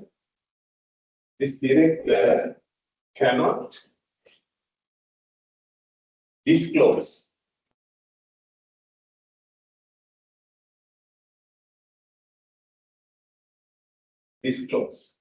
act on or make use of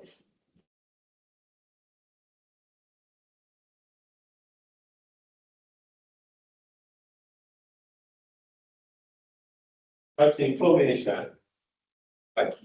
Unless it is permitted by law or permitted by articles of association, right?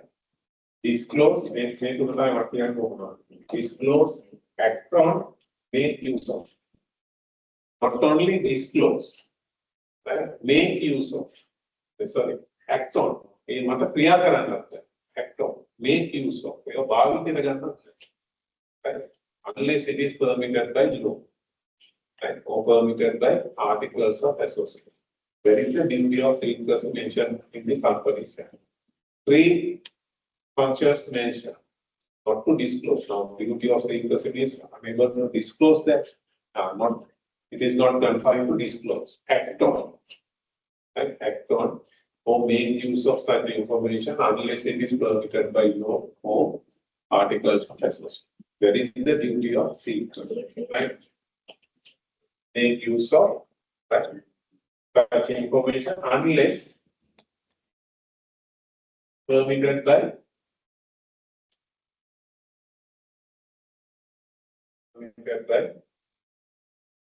right, a law, written law, or by articles of association. If the authority is given to disclose or act on or make use, then he can do it by a particular act. According to the Inland Revenue Act, he has to disclose the right information of the company, the Inland Revenue Department. So that is because of like it is permitted by a law, and he has to disclose. There is no violation of this duty, right? Or if the articles of association authorize the director to disclose these facts, then he can disclose it, act on such information, or make use of such information, then there is no violation. Otherwise, it's a violation of the duty. So that is duty of secrecy. Right. So these are the duties. Basically, right, two duties we must remember. That is duty of insolvency and duty on serious loss of capital and disclose. Sorry, secrecy. Duty of secrecy. Like three types of duties. Right. Important. Keep them remember. Only thing is keep them remember.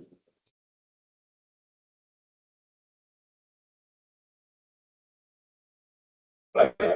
That is about the director.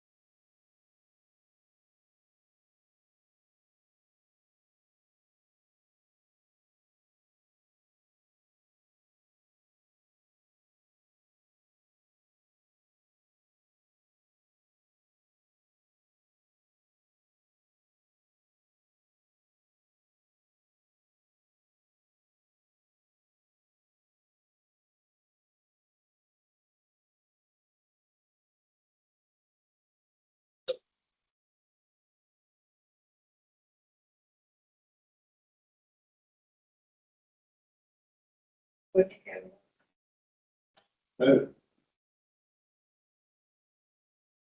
I'm not going to tell you.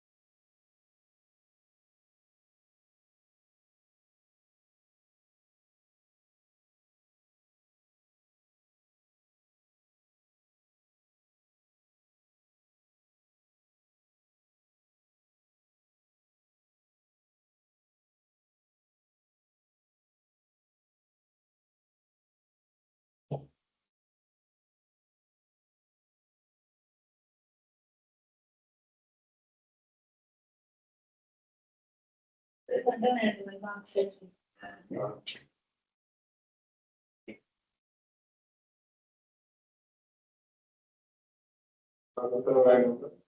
Hectare అదే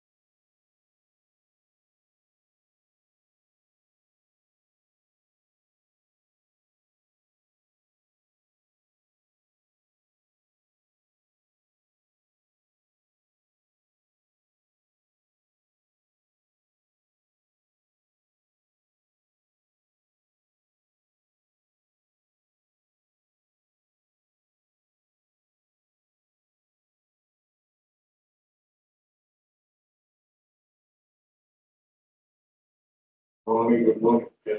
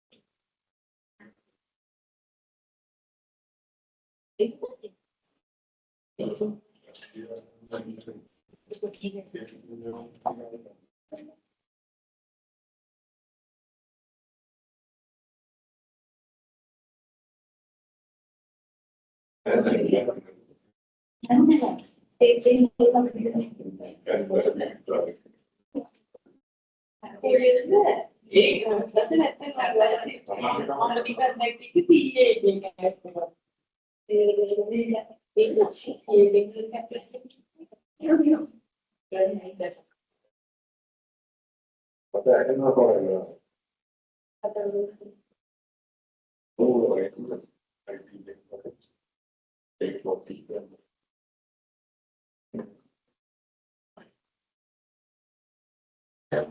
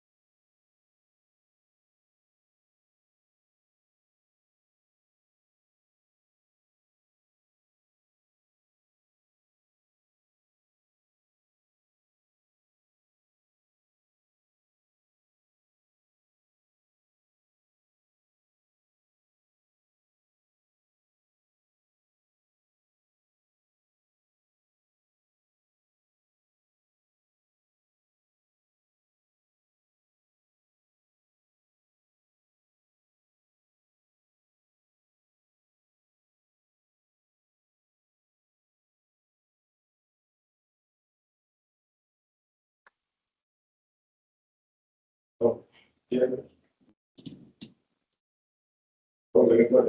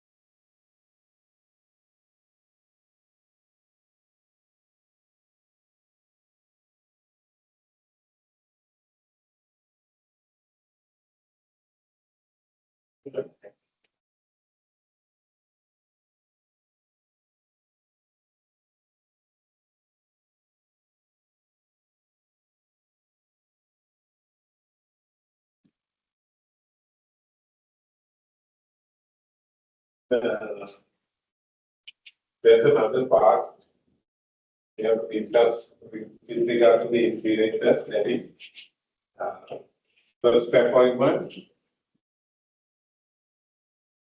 removal and subsequent appointment of the director. Right?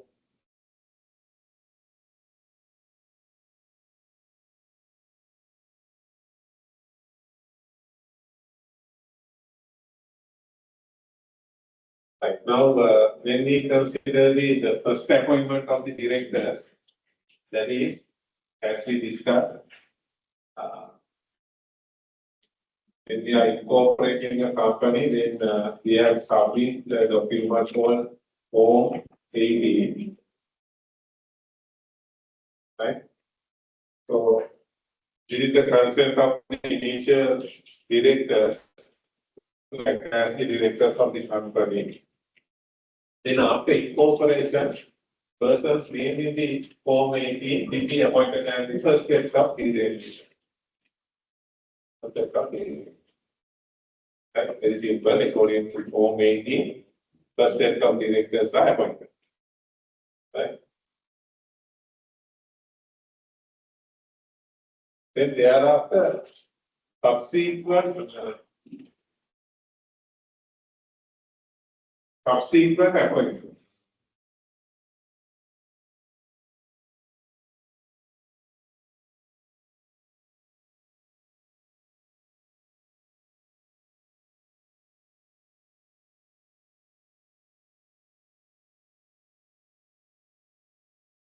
Now, who can appoint directors to the board of directors? Who has the power? Yeah, right, shareholders. They can appoint directors to the board of directors. Right. How they can appoint, how shareholders can appoint directors?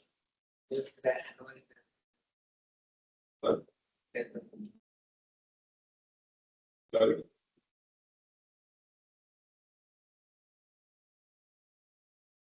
Now, what is the procedure?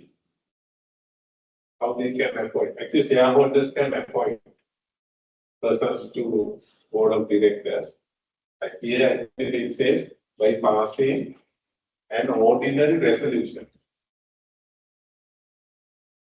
Ordinary resolution at a general meeting, like they can appoint the person as a director, right? To the board of directors, right? Ordinary resolution.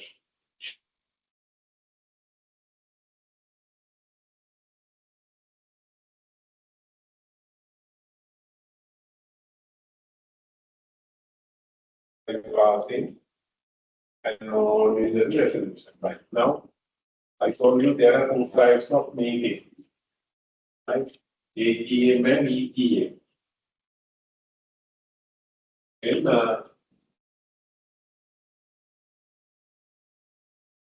at this meeting, members meeting, actually two types of resolutions can be passed. Then AEM or EEM, two types of resolutions can be passed. Right? One is ordinary resolution. Ordinary. Or special. Ordinary resolution means this is a resolution passed by shareholders at a general meeting, right? By simple majority of votes. Simple majority.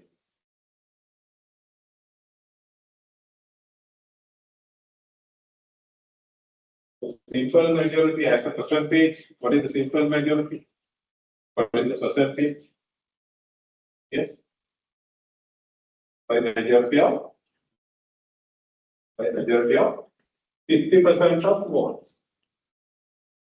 This is the simple majority. More than 50. Right? More than 50. Right? Not 51, right? We got to get 51. More than 50 means for 50.001 also more than 50. Right? More than 50 now. Right? So that is the way how an ordinary resolution can be passed.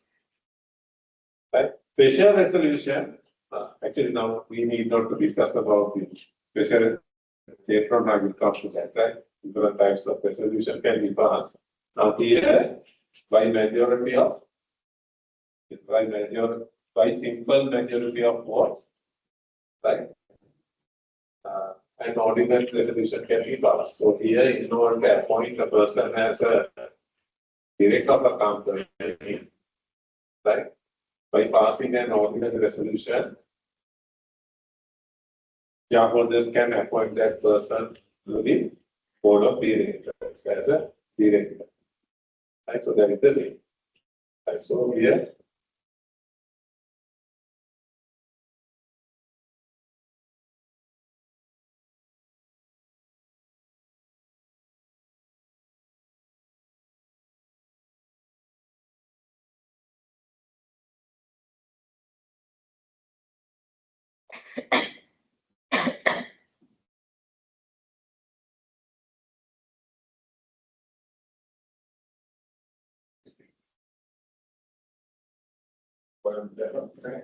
so subsequent appointment.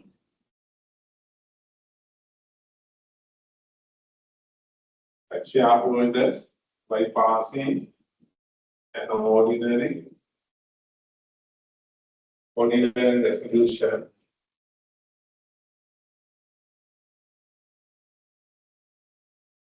right? They can appoint directors to the board of directors.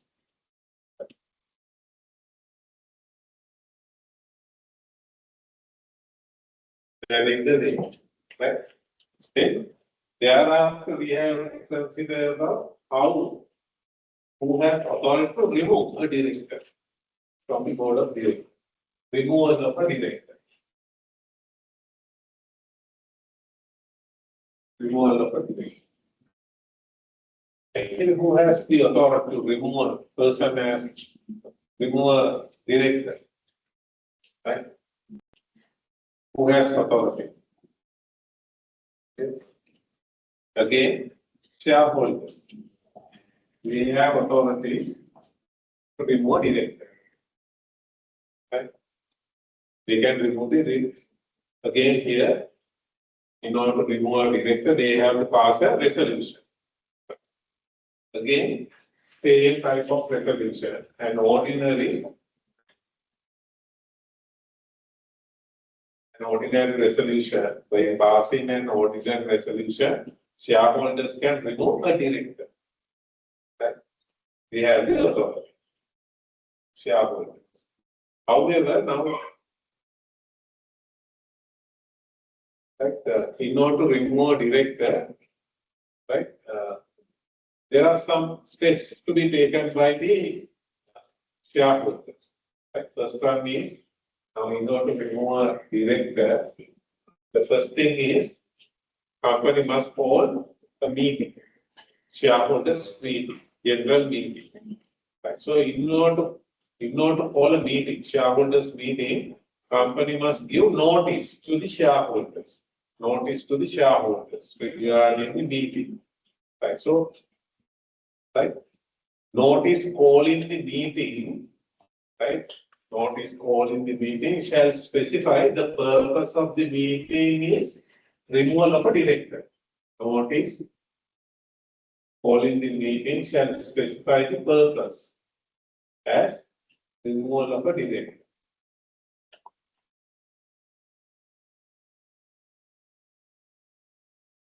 This is a requirement.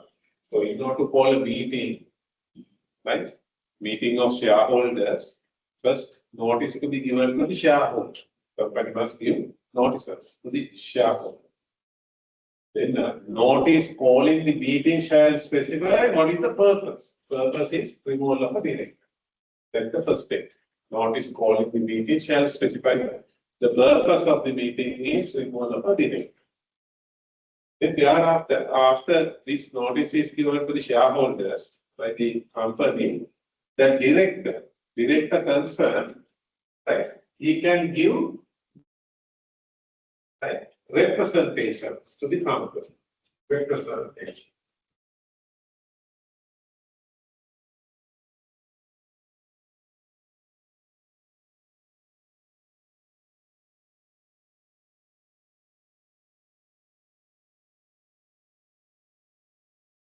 Representations to the company. Representation means these are the reasons. Reasons, right? Reasons for why he should not be removed. Right? He can give representation, right? For reasons why he should not be removed. Right? And he can request, this director can give representations, reasons, right? Reasons for why he should not be removed, right? Representations. It is named as representations, right? And he can request the company to circulate the representation among the shareholders, right? So with that request, he can give representations. Then thereafter, now suppose if the company, the next step is if the company defaults,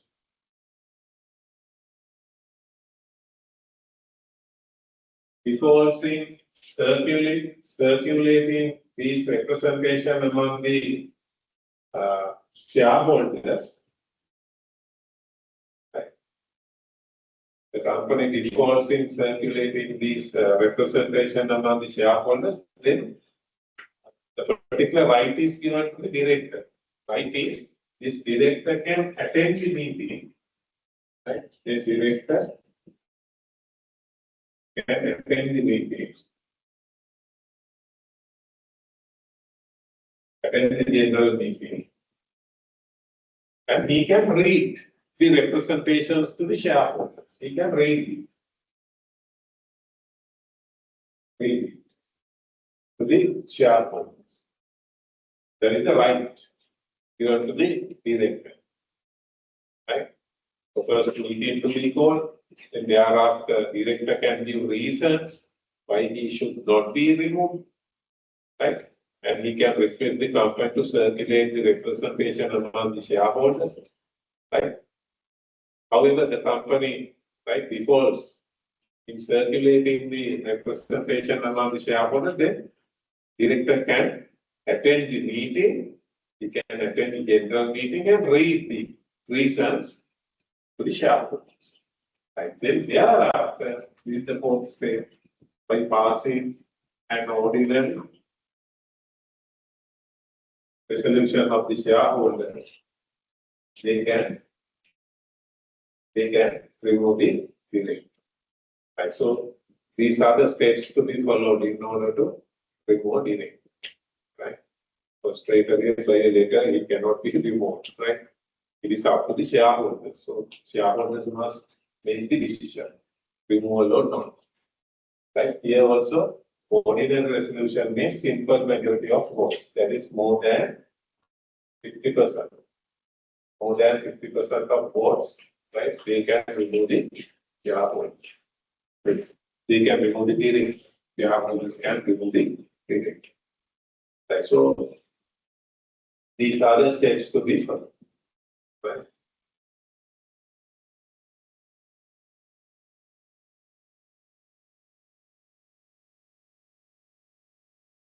Notice to be given by the company. Right? Notice calling the meeting shall specify the purpose is removal of a director. And director can give reasons why he should not be removed. And he can request the company to circulate it among the shareholders. If not, then the director can attend the meeting and read it. Then thereafter, by passing an ordinary resolution, shareholders can remove it. That is the removal of a director. So first appointment, subsequent appointment, and removal. So these are with regard to the directors. Right? So generally, by passing an ordinary resolution, actually shareholders will make the decision, removal or not, right? And subsequent appointments, right? Those decisions are taken by the shareholders of the company, right? Right. Then thereafter we can move on to another officer. We can recognize secretary of the company. Secretary of the company. And we can compare directors and secretary, right? Right. Secretary of the company. Right. Here also we can identify actually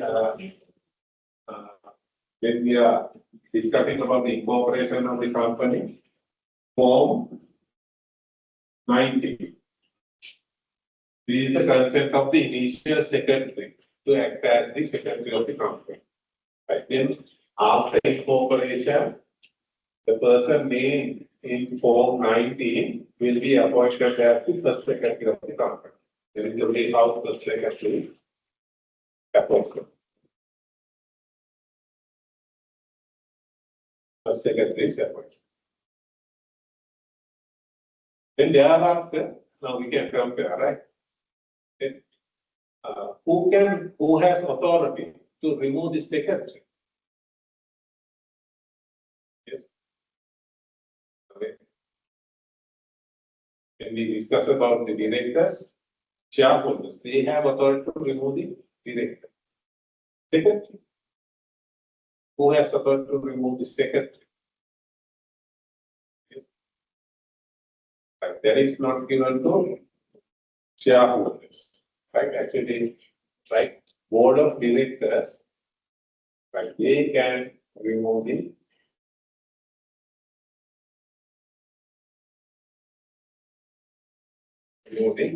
secretary. We have the authority. Right? Board of directors, they will make the decision. This is administrative part. Right? Secretary, he will conduct administrative part of the company. Therefore, it's up to the management. Board of directors, they will remove the right secretary. It's up to the board of directors. Right? The subsequent appointment also same, right? subsequent appointments can be made by the by passing a resolution at a board meeting. The board of directors, they have the authority to subsequent appointment.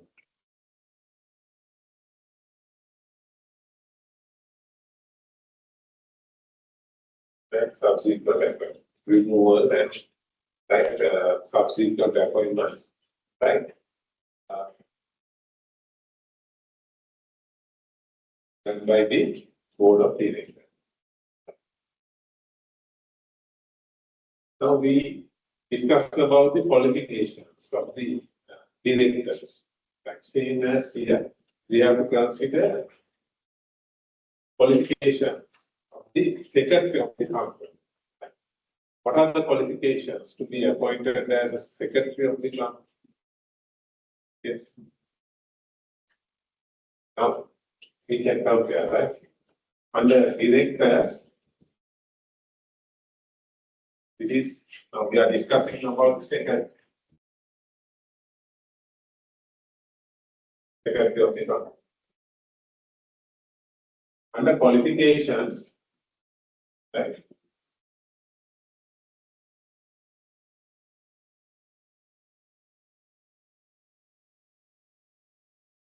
We have mentioned who is not a natural person cannot be appointed as a director. So, right?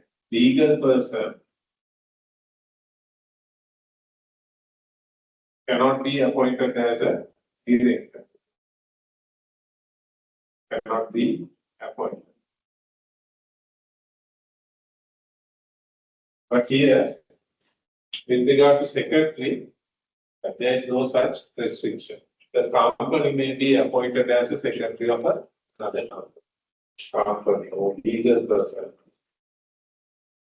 or partnership, like whatever the right establishment can be appointed as a secretary of the company. Right?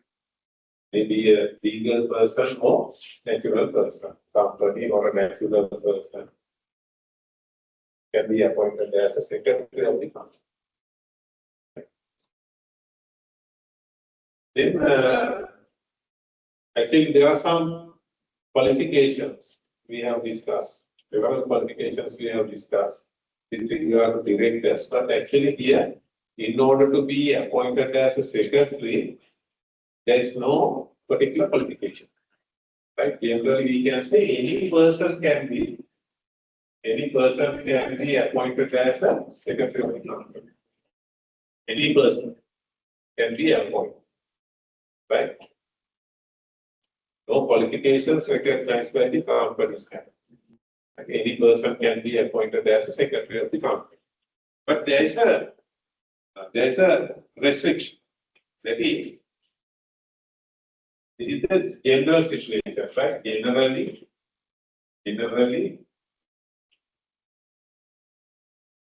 any person can be appointed as a secretary of the company. Right? However, very important part, right? If the opening capital of the company, not the opening capital, stated capital, right? Stated capital.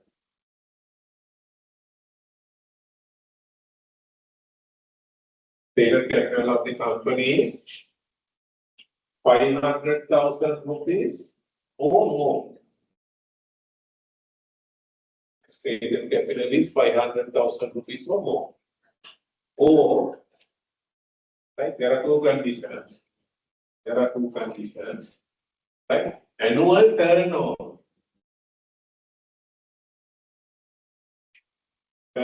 of the company.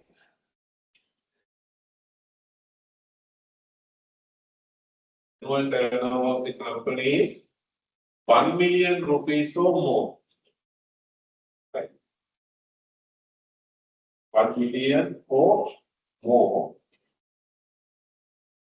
Then qualified person to be appointed as a secretary of the company. Then qualified person to be appointed.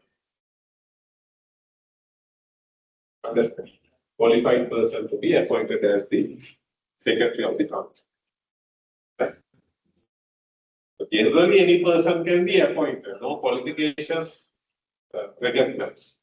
However, the Companies Act says stated capital. We have to consider the stated capital and annual turnover. Based on that, if the stated capital is 500,000 or more, and annual turnover, actually here we are considering the annual turnover, 1 million or more, then qualified person to be appointed. Right. Then who is the qualified person? Right. Actually, Companies Act does not mention what are the qualifications. Right. These qualifications are gazetted. Right. By gazette notification, qualifications are mentioned under the previous Companies Act. Right. This is actually under, I told you there are 3 Companies Act. One introduced, first one was introduced in 1947. Companies Ordinance. And thereafter 1982. Right, between the first one and new one introduced. This is Companies Act. Then the prevailing Companies Act is number 7 of 2007. Again, when introduced in the 2007 Companies Act, like 1982 Act is repeat. Repeat means like cancel and introduce new one. Right. However, now according to 530, that is not sure, right? Subject to correction, right? 530 of the Companies Act, it says, right? Gazette notifications and circulars introduced under the previous Companies Act, they are still in force. Still in force. Unless they are not changed, still in force. 130 of the Companies Act. So actually these qualifications are introduced under the ordinance, Companies Ordinance, by publishing the Gazette notification. Right? Qualifications of the secretary is introduced under Companies Ordinance. Right? Therefore, right, that Gazette notification is not changed. Therefore, under section 530, we can adopt the Gazette notification. Even though it is introduced under the previous Companies Act, it is still in force. Therefore, we can adapt that to the Companies Act. Right? So, according to this Gazette notification, qualifications are, right? This person, in order to appoint as a secretary, he must be a qualified person, right? Wait a minute, right? Stated capital, right? Stated capital is 500,000. For the annual turnover is 1 million. The qualified person to be appointed. Qualification mentioned in the Gazette notification. Introduced under the former Companies Act. Right. So, according to the qualifications, right, these are the qualifications. Attorney at law.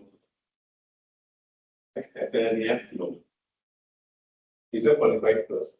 So, attorney at law or lawyer can be appointed as secretary of the house. Another one is, another qualification is member of chartered accountant. Member of chartered accountant. And member of CIMA. CIMA.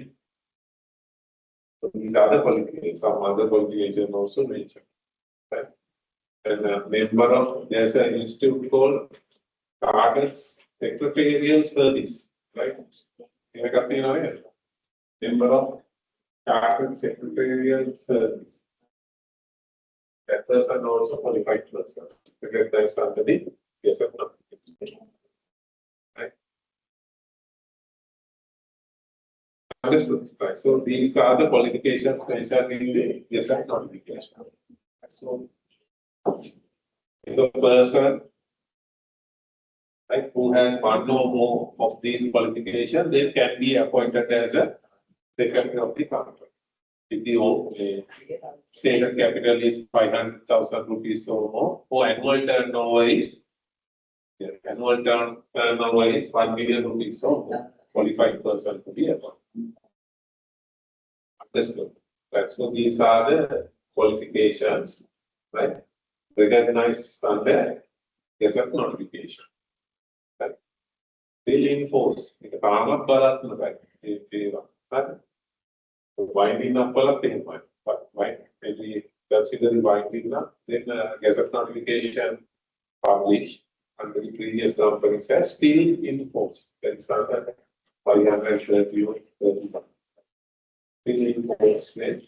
These qualifications mentioned in the Gazette notification, like with regard to secretary of the company. Right. Then thereafter,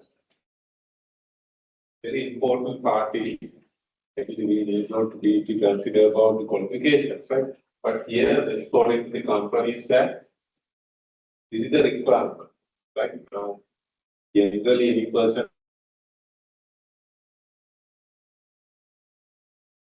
that is a stated capital and annual turnover is like more than these amounts, then qualified person to be appointed. So, chartered qualified person, still qualified. Right? So these persons are recognized as qualified persons. Then thereafter, very important issue is legal position of the secretary.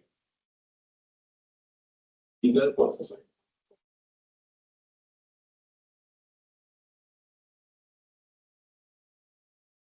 Legal position of the secretary. Right? This is the important part. Right? With regard to the secretary. Legal position. Right. Now, when we consider the legal position, now we can identify secretary and the company and third party. Three parties we can recognize. Right? Company, secretary, and third party. Right. Now, actually, secretary, right? Secretary on behalf of the company can engage into contract with third party. On behalf of the company, secretary engage into contract with third party. Right. Therefore, we can identify particular, right, identification, particular relationship, yes, between company and secretary. Right. So here actually now secretary engage into contract with third party on behalf of the company. Then thereafter, after engaging into this type of contract, then binding contract made between company and third party. Or in other words, company is responsible. Right? Company is responsible for the contract. Right? So binding contract made between engage into contract with third party on behalf of the company. Therefore, binding contract made between company and third party. Company is responsible. Company will be bound by the contract with third party. A binding contract made between company and third party. Now we can identify the relationship among these three parties. That is actually under law of agency, we have discussed this type of agency, this type of relationship under law of agency. So here, secretary can be treated as an agent of the company. The company is the principal. Like on behalf of the principal, agent engage into contract with third party. So third party same third party. Right. So this is the relationship among these three parties: agent, principal, and third party.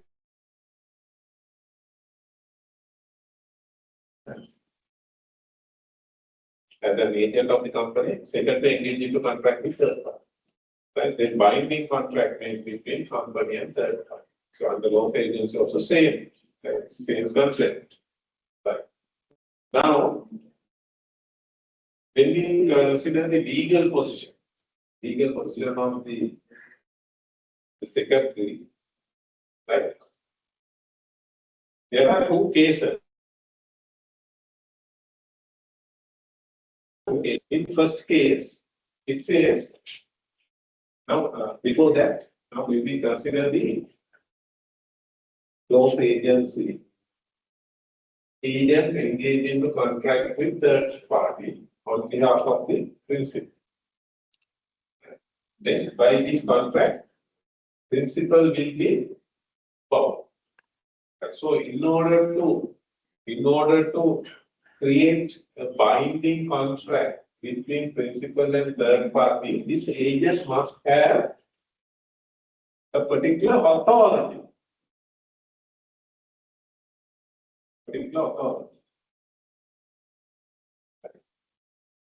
If the agent has particular authority, only then binding contract. If there is no authority available with the agent, no binding contract made between principal and third party.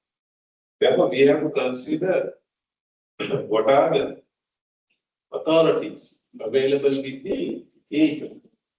Right now, when we consider the authority of an agent, we can identify there are main two types of authorities. Main two types. Right? One is actual authority. Actual authority. Right? Actual authority means the authority actually given to the agent. Actually given to the agent by the principal. Right? Now here you can say the company is the principal. Company actually given particular authority to the agent. Agent means secretary. And under this authority, secretary engaged into contract with third party, then binding.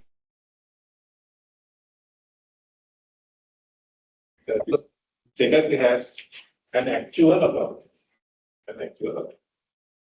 Right? And the second type of authority means we can divide the authority into two, actual and actual. The second type is apparent. Apparent authority. Apparent authority means no actual authority given to the agent or the secretary, no actual authority, but apparent means it appears to someone. Apparent authority means this authority appears to someone. Now here, there are three persons, agent, principal and third party. And apparent authority means actually, right, it appears to third party. Right? It appears to third party that the agent or the secretary can engage into this contract. It appears to third party. No actual authority given to the agent. Right? No actual authority given by the principal to the agent. Even though there is no actual authority, because of particular reason, it is reasonably apparent to third party, this person can engage into this contract. Understand? That is the meaning of apparent authority. Apparent means able to see. Someone able to see. This person can engage into this contract. So this authority is named as apparent authority. Or another name given to this, ostensible authority. Right? Or in other words, we can say third party can imply. Third party can imply this person can engage into contract with me on behalf of the company. Right? Third party can imply. Or it appears to third party. It is apparent to. Apparent can pay now. Apparent to third party. Right? This person can engage into contract with me on behalf of the company. So this authority is named as apparent authority. Understood? Actual authority means the real authority given by the company to the secretary. Right? Therefore, no argument that secretary can engage into contract with third party and bind the contract with the company and third party. And not only that, there's another type of authority that is apparent authority. Apparent authority means no actual authority given to the secretary, but it is reasonably, right, appears to third party, this person, this secretary. Because by being a secretary of the company, he or she can engage into contract with me on behalf of the company. It appears to third party. So third party can imply.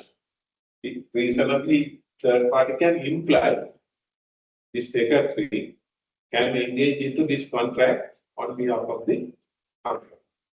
But actually, company, right, will not give such authority to the secretary. Right? There is apparent only appears to third party. No actual authority, but it appears to third party. So these are the authorities of an agent. Right.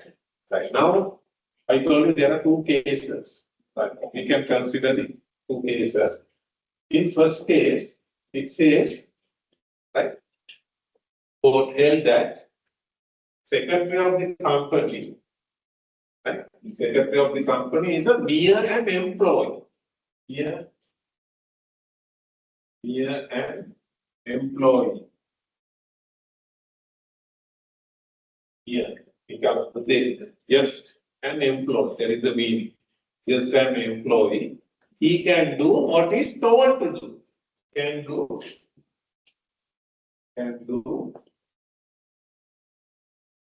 what he or she told to do.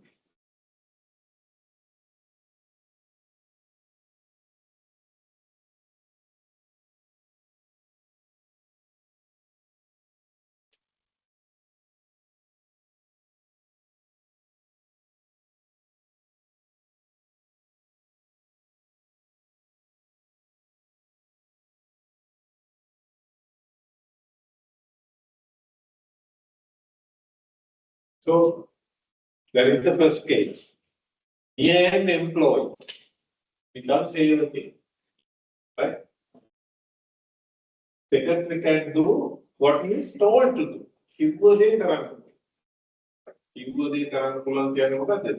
He has only which type of authority? Actual authority. Actual authority. Actual authority is given by the company to the secretary. He has only actual authority. That is the legal position recognized in the first case. Right? He can do what he is told to do. Right? That is the authority given to the secretary by the company. Right? Right? Then the second case, panorama division. This is the most recent one. In this case, court held no. This is the Barnett versus right? This case, Barnett case. In this case, court held he can do what he is told to do. Or in other words, it means secretary of the company has actual authority, only actual authority. Right? But in the second case, Panorama Development versus Bidel, in this case, court held, right? Secretary of the company is chief administrative officer. Chief administrative officer.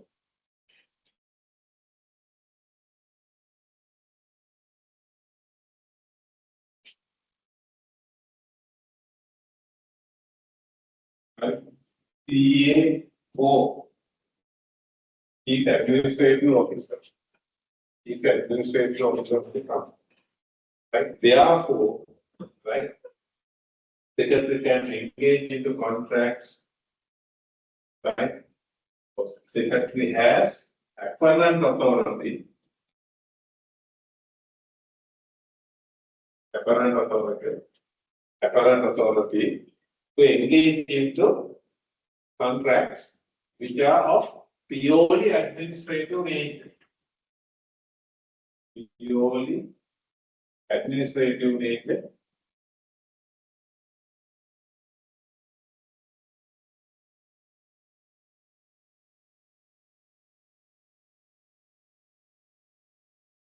He can engage into transactions which are purely administrative nature. Right? Apparent authority. Right? So this is the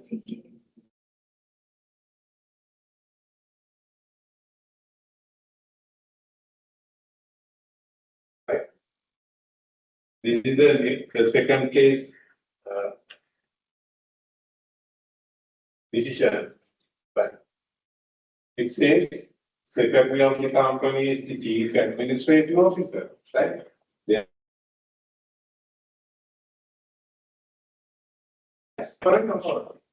An apparent authority, right, to engage into contracts, right, engage into contracts which are purely administrative nature transaction. Right. So what is the meaning of this? Right? Apparent authority means this authority need not to be given to the secretary actually.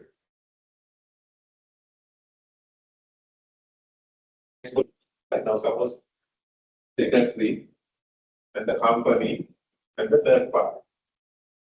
Right? There is a restriction on the secretary. Company said you cannot engage into any transaction on behalf of the company. There is a restriction not to engage into any transaction. Right? Therefore, we can identify no any actual authority given to the secretary. However, this restriction is unknown to third party. Unknown to third party. Right? Unknown to third party. Restriction unknown to the third party. Then, right? Secretary engage into contract with third party on behalf of the company. Right? And the transaction is administrative nature transaction. Right? Administrative nature transaction. Now the issue is the company said not to engage into any transaction on behalf of the company. There's a restriction, right? Fully restricted. However, the contract with secretary, right? On behalf of the company, secretary engage into this contract on behalf of the company, and the transaction is administrative nature transaction. Right? Now the issue is, can company, right, refuse to admit the responsibility regarding this transaction? Right? Can company refuse to admit, right, the responsibility? Can company say we have restricted the secretary from engaging into transactions, therefore we are not responsible for this contract? So like this can see for the company, right, can see refuse to, right, admit this contract. Yes.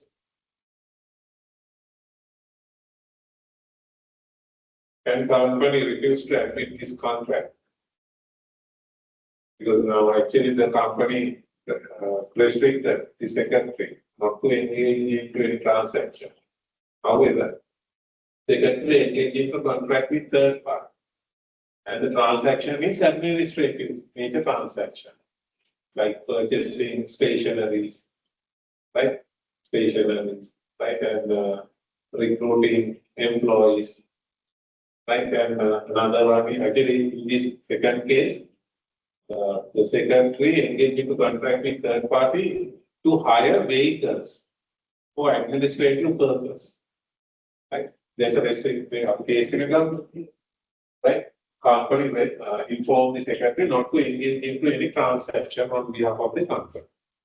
Not to engage, right? Fully restricted, not to engage into any transaction.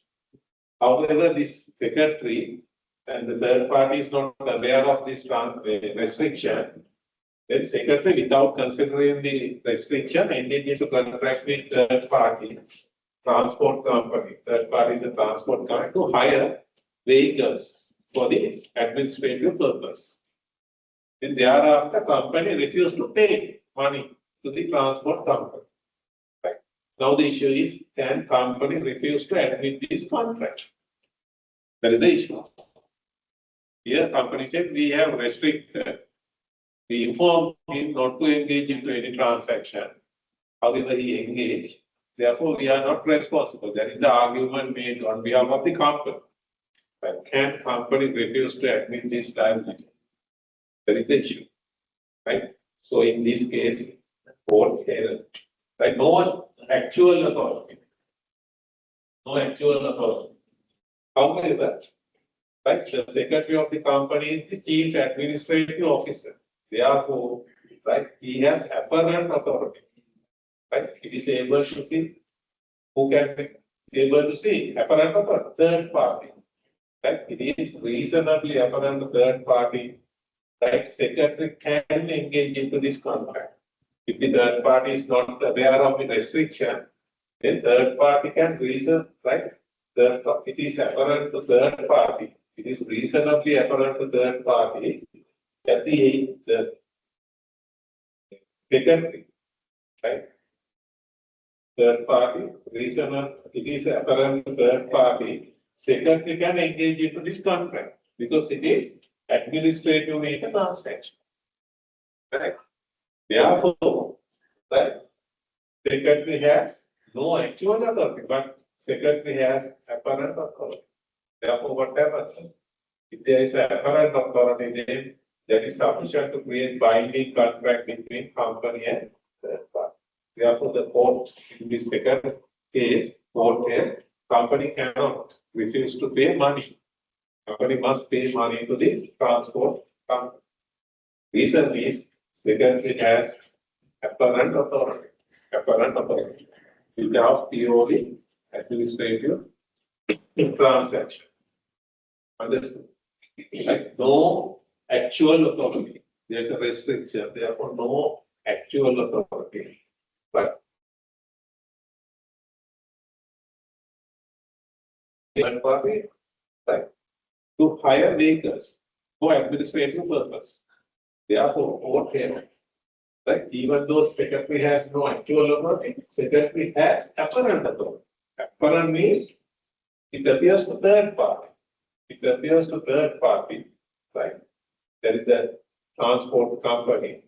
It appears to third party, this person, secretary, right? By being a secretary of this company, can engage into this contract, can engage into this contract. So that is the meaning of apparent authority. I told you, apparent authority, right? It appears to third party. Third party, if the third party is not aware of the restriction, then reasonably it appears to third party, secretary can engage into this contract.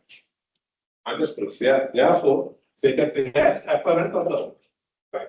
If the secretary has apparent authority, then what happens? Binding contract may be between company and the third party. Therefore, company cannot refuse to pay money to the transport company. That is the decision given in this case. Right? But when we consider the first case, it says, be an employee, secretary has only actual authority, no apparent authority. Then actually, when we consider the first case, right, then there is no binding contract made between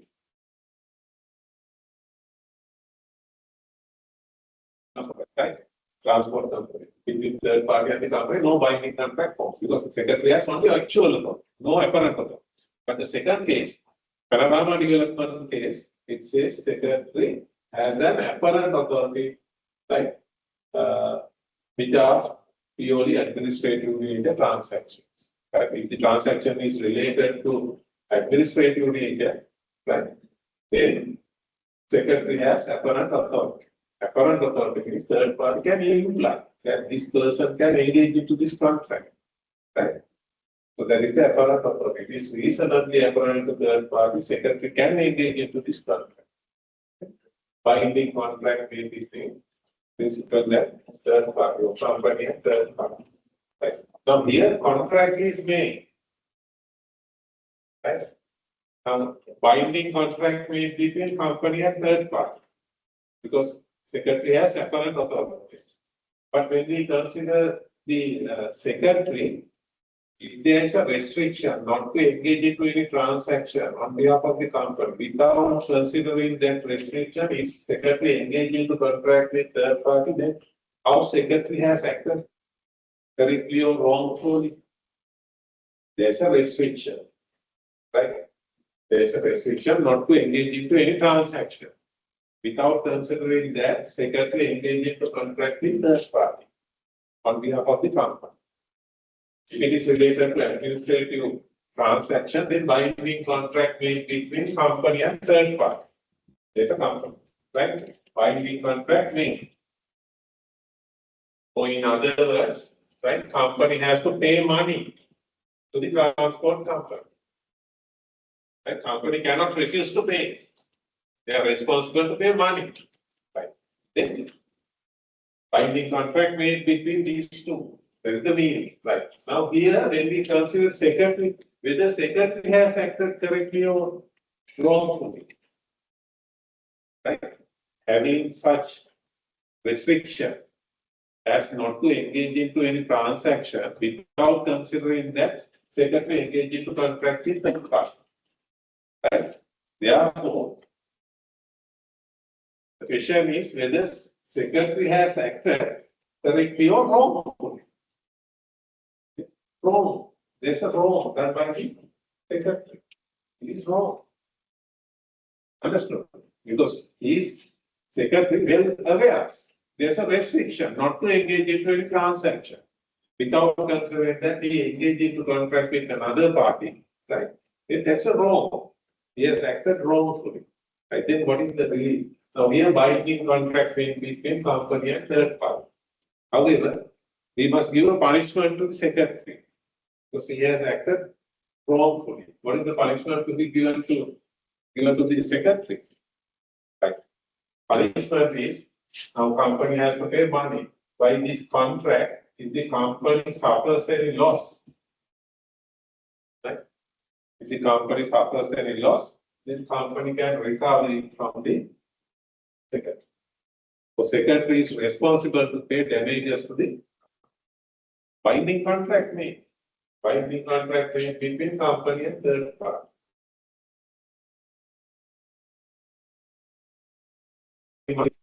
Third party, we can say third party. Company has to pay money to third party. They cannot refuse to pay binding contract for. However, if the company suffers any loss, they are entitled to recover that amount from the secretary.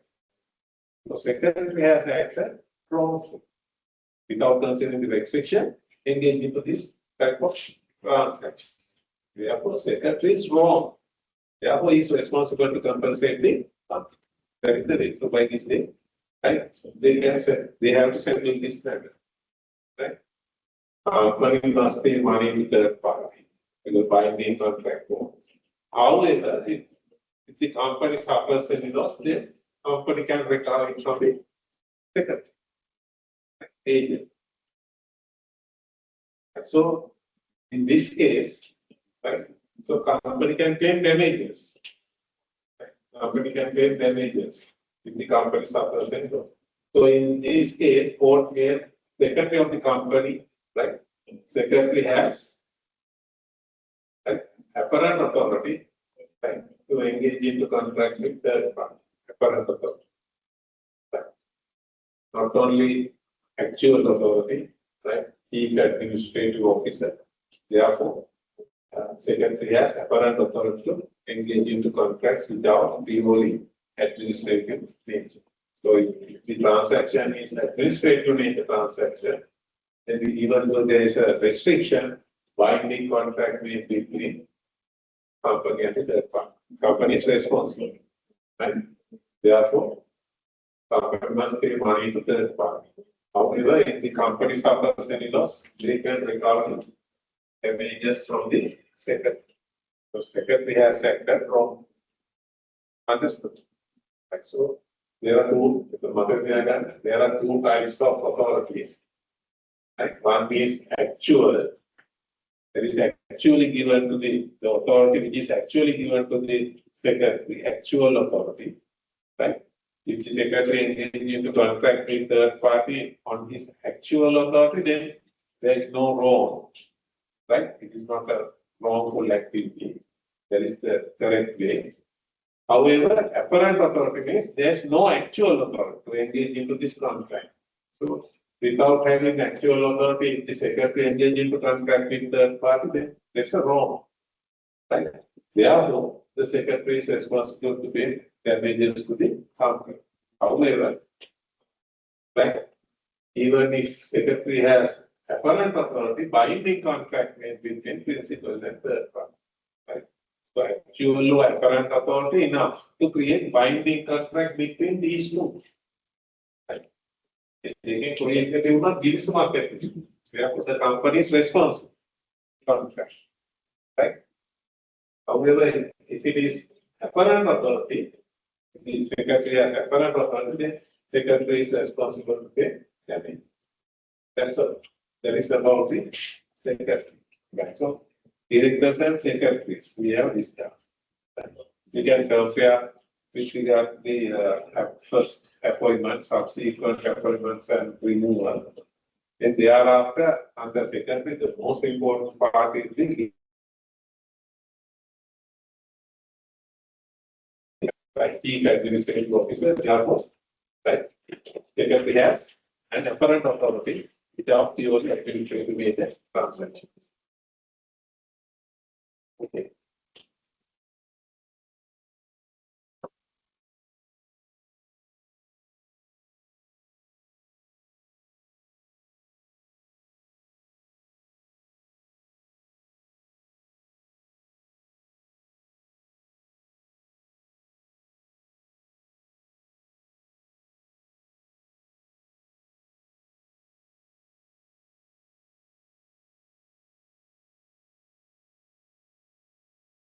I will upload the first assignment email by next week.